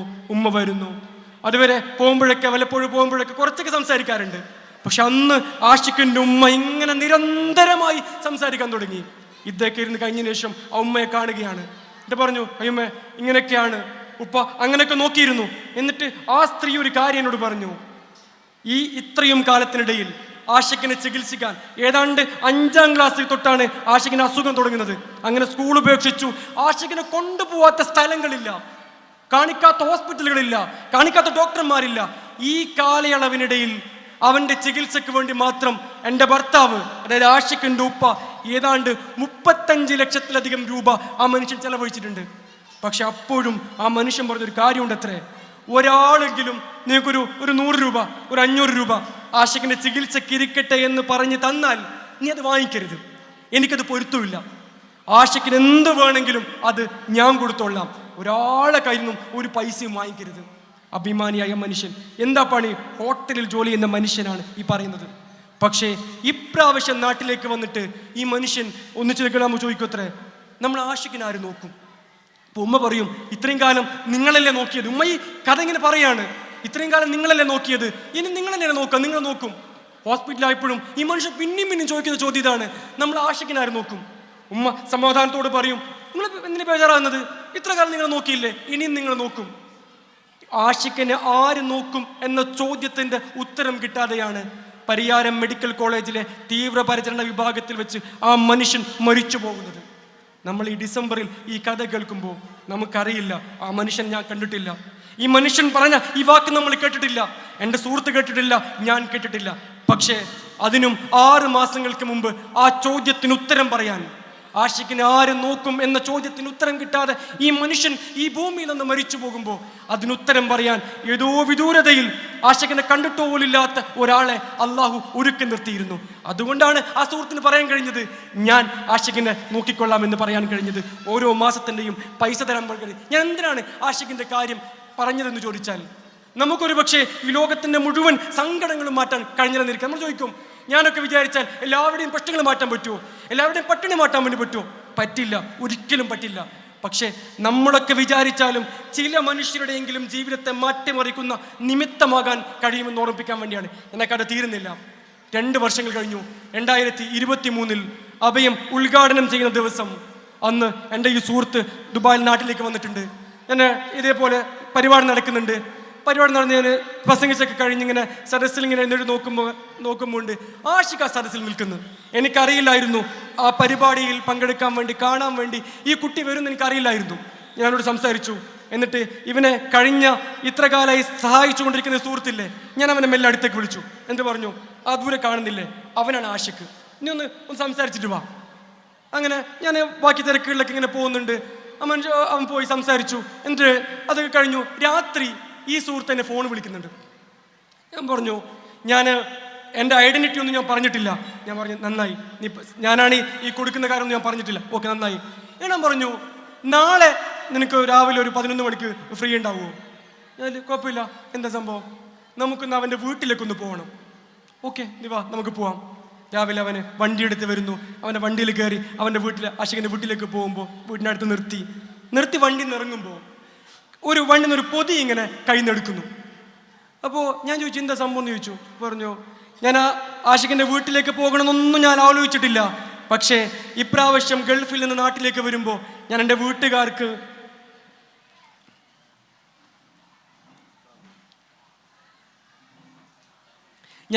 വീട്ടുകാർക്ക് സാധനങ്ങൾ വാങ്ങിക്കുമ്പോൾ, എൻ്റെ ഭാര്യ വീട്ടുകാർക്ക് സാധനങ്ങൾ വാങ്ങിക്കുമ്പോൾ കൂട്ടത്തിൽ കുറച്ച് സാധനം ഞാൻ ആഷിഖിന് വാങ്ങിച്ചിരുന്നു. ഞാൻ നിന്നെ ഏൽപ്പിക്കണം എന്നാണ് വിചാരിച്ചത്. പക്ഷെ ഇന്ന് വരുമ്പോൾ ഇത് കയ്യിലെടുക്കാമെന്ന് കരുതി. എന്നിട്ട് പൊതി എൻ്റെ കയ്യിൽ തന്നു. ഞാൻ പറഞ്ഞു, വേണ്ട, നീ എന്നെ കൊടുത്തോളൂ. അങ്ങനെ ആഷിഖ് വീട്ടിലേക്ക് പോകുന്നു. എന്നിട്ട് സംസാരിക്കുന്നു, ഒരു ചായ കുടിക്കുന്നു. ഈ പൊതിയെ ഏൽപ്പിച്ച് തിരിച്ചു വരുന്നു. അന്ന് രാത്രി പക്ഷെ എൻ്റെ ഫോണിൽ ഇപ്പോഴും ആ മെസ്സേജ് ഇങ്ങനെ കിടപ്പുണ്ട്. ആഷിഖ് ഒരു മെസ്സേജ് അയക്കുന്നു എനിക്ക്. ആ മെസ്സേജിലെ വരികൾ ഇങ്ങനെയാണ്: കയ്യൂംചാ, എനിക്കിത് സന്തോഷമായി. ഒരുപാട് ദിവസങ്ങൾക്ക് ശേഷം ഞാൻ ഏറെ സന്തോഷിച്ച ദിവസമാണിത്.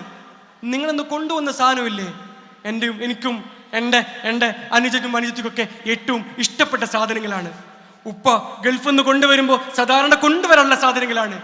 എനിക്ക് ഇന്ന് എൻ്റെ ഉപ്പ വന്നതുപോലെ ഫീലായി കയ്യൂംച എന്ന് ആഷിഖ് മെസ്സേജ് അയക്കുന്നു.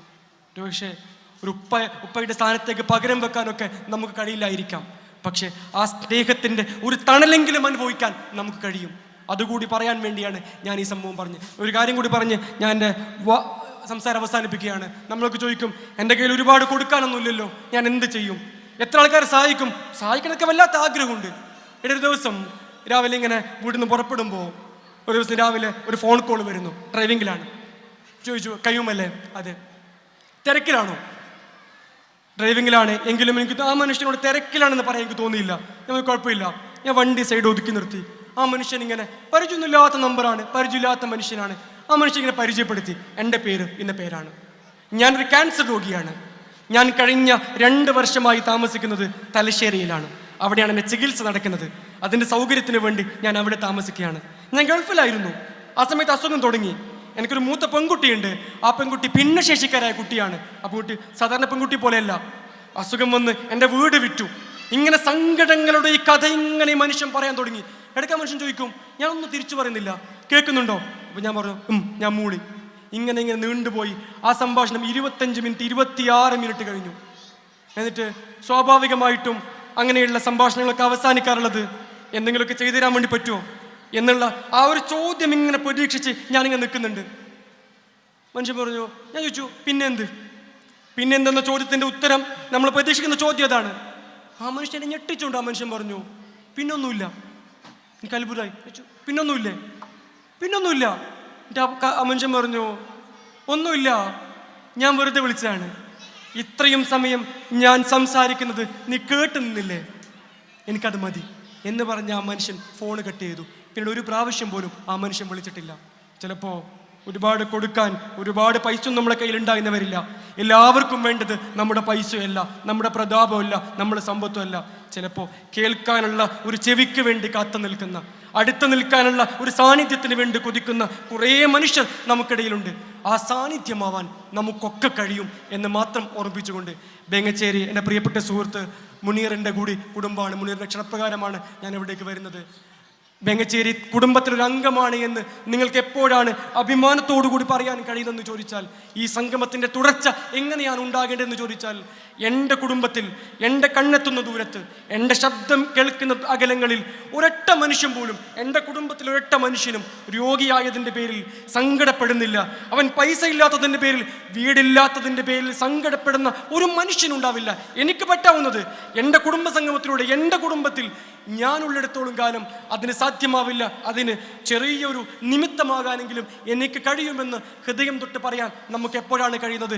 ആ സമയത്ത് നമ്മുടെ ഈ അടയാളപ്പെടുത്തലുകൾ, നമ്മുടെ ഈ സംഗമം സാർത്ഥകമായിരിക്കുന്നു എന്ന് മാത്രം പറഞ്ഞുകൊണ്ട് നൽകിയ ക്ഷണത്തിന് സ്നേഹത്തിന് ഹൃദയം തൊട്ട് നന്ദി രേഖപ്പെടുത്തി നിർത്തുന്നു. അസ്സലാമു അലൈക്കും.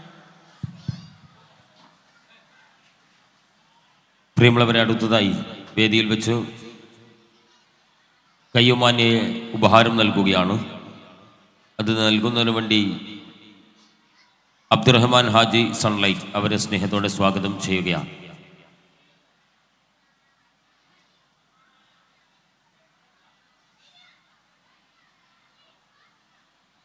വേങ്ങച്ചേരി ഫാമിലി അതിൻ്റെ പ്രൗഢമാകുന്ന ആദ്യ കുടുംബ സംഗമത്തിന് ഈ ഹാൾ സാക്ഷ്യം വഹിക്കുമ്പോൾ ജീവിതത്തിൻ്റെ മനോഹരമാകുന്ന തീരങ്ങളിൽ നിന്ന് ഒരുപക്ഷെ വസന്തമായിരുന്ന കാലത്ത് നിന്ന് തകർന്നു പോകുന്ന മനുഷ്യർക്ക് സ്നേഹത്തിൻ്റെ പാനപാത്രമായി ഏറ്റവും മികവാർന്ന രീതിയിൽ തൻ്റെ യുവത്വം ആർജിച്ചെടുത്ത സാംസ്കാരിക തനിമയിൽ നിന്ന് കാരുണ്യ പ്രവർത്തനം കൊണ്ട് സ്നേഹമായി മാറിയ കയ്യുമാന്യ അഭയം എന്ന വലിയൊരു സ്ഥാപനം ഡയാലിസിസ് സെൻ്ററിൻ്റെ ചുക്കാൻ പിടിച്ച് മുന്നോട്ട് കൊണ്ടുപോവുകയാണ് കയ്യും.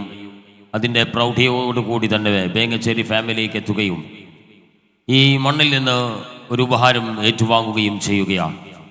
പെരുമയാർന്ന ജീവിതത്തിൻ്റെ മനോഹര തീരത്തിലേക്ക് പുതിയ തലമുറയെ വാർത്തെടുത്ത് പുതിയ കാലത്തിൻ്റെ കെട്ടകാലത്തെ ആശങ്കക്കേക്കും വിധമില്ലാത്ത രീതിയിൽ മുന്നോട്ട് കൊണ്ടുപോകാൻ ഫാമിലികൾക്ക് കഴിയണം. അതിൻ്റെ സാംസ്കാരിക തനിമയിലൂടെ മുന്നോട്ട് കൊണ്ടുപോകാൻ നമുക്ക് കഴിയണം. സാംസ്കാരികതയുടെ പടവുകൾ താണ്ടാൻ നമുക്ക് കഴിയണം. ആ സാംസ്കാരികതയുടെ മികവാർന്ന രീതിയിലേക്ക് പുതിയ തലമുറയെ വാർത്തെടുക്കാൻ കഴിയണം. അങ്ങനെ ഏറ്റവും മികവാർന്ന രീതിയിൽ തന്നെ ലോകത്തെ കാണുന്ന പുതിയ തലമുറ മൈക്രോ സെക്കൻഡ് അപ്ഡേറ്റ് ഏറ്റെടുക്കുമ്പോൾ അതിൻ്റേതായ തനതായ മൂല്യങ്ങൾ പകിട്ടോടുകൂടി മുന്നോട്ട് കൊണ്ടുപോകാൻ നമുക്ക് കഴിയണം. അതിനാണ് ഈ മനോഹരമാകുന്ന സംഗമങ്ങൾ. അതിനു വേണ്ടിയിട്ടാണ് ഈ സംഗമത്തിൻ്റെ മനോഹരമാകുന്ന ഭാഗങ്ങൾ.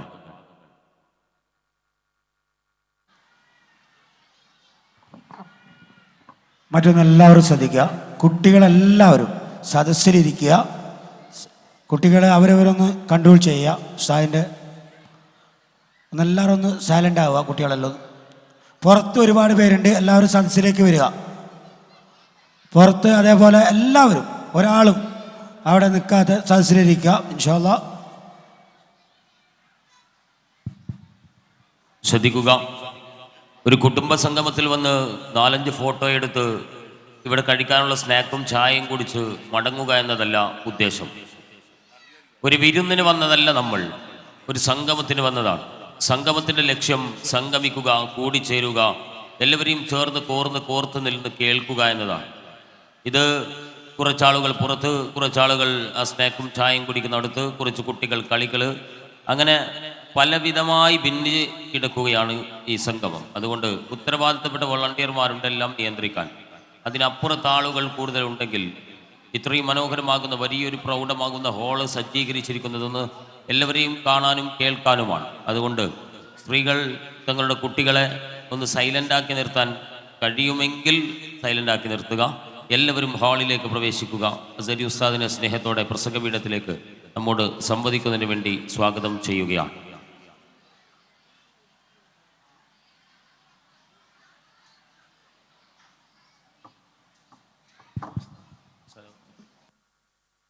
പ്രിയമുള്ളവരെ, കയ്യുമാനിക്ക് ഒരു കോംപ്ലിമെൻ്ററി ഗിഫ്റ്റ് കൂടി നൽകുകയാണ് ഈ സംഗമത്തിൽ വെച്ച്.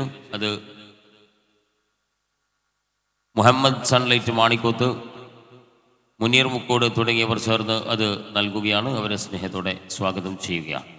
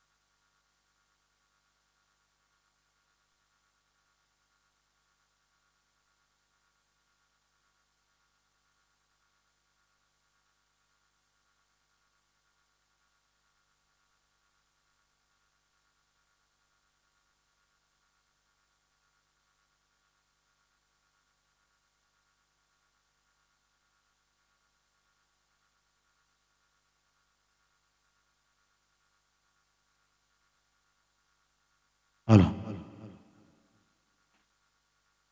ആ ഡോറൊന്ന് ക്ലോസ് ചെയ്യുക. എല്ലാവരും ഇരിക്കുക. കംപ്ലീറ്റ് പെണ്ണുങ്ങളൊന്ന് എല്ലാവരും. ഓക്കെ.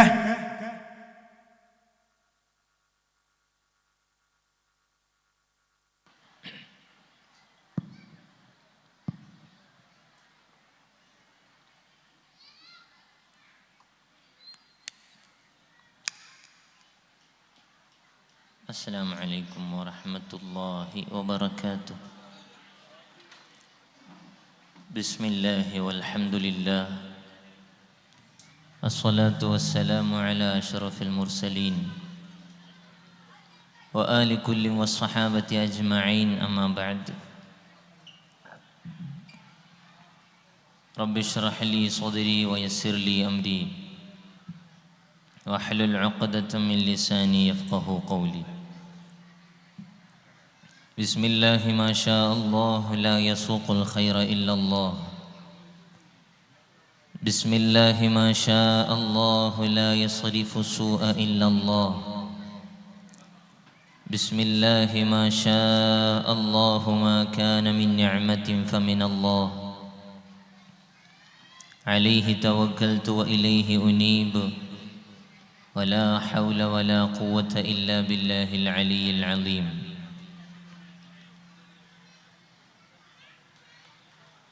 محمد سيد الكونين والثقلين والفريقين من عرب ومن عجم. مولاي صل وسلم دائما أبدا على حبيبك خير الخلق كلهم. يا رب بالمصطفى بلغ مقاصدنا واغفر لنا ما مضى يا واسع الكرم.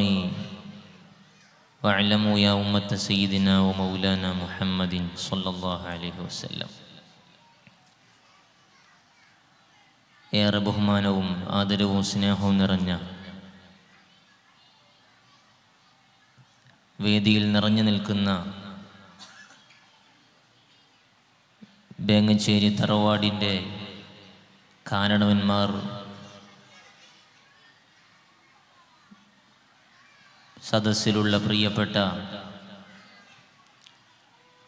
കൂട്ടുകാരെ, സഹോദരിമാരെ, ഉമ്മമാരെ, അൽഹംദുലില്ലാ,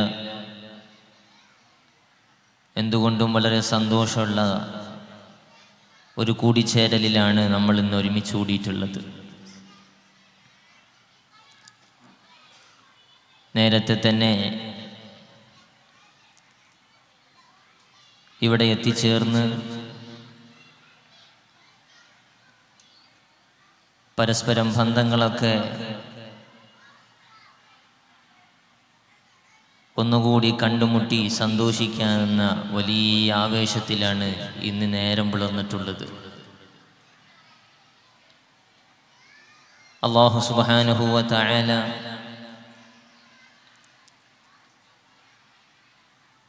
മനുഷ്യനെ മറ്റു ജീവജാലങ്ങളിൽ നിന്ന് വ്യത്യസ്തമായി വളരെയേറെ ബഹുമാനിച്ചിട്ടുണ്ട്, ആദരിച്ചിട്ടുണ്ട് എന്ന് പരിശുദ്ധമായ ഖുർആൻ വ്യക്തമാക്കിയതാണ്. വലഖദ് കറംനാ ബനി ആദം, ആദം സന്തതികളെ നമ്മൾ ഏറെ ബഹുമാനിച്ചിട്ടുണ്ട്, ആദരിച്ചിട്ടുണ്ട്. അതിൽ വളരെ പ്രധാനപ്പെട്ട ഒരു ആദരവിൻ്റെ അടയാളപ്പെടുത്തലാണ് അള്ളാഹു നമ്മളെ ഒരു കുടുംബമാക്കി സംവിധാനിച്ചു എന്നുള്ളത്. ഇന്നാ ഖലഖനാകും മിൻ ദക്കരിൻ വ ഉൻസ വജഅൽനാകും ഖബായില ലിതആറഫു ഇന്ന അക്രമകും ഇൻദല്ലാഹി അത്ഖാകും. ഓ മനുഷ്യ, നിങ്ങളെ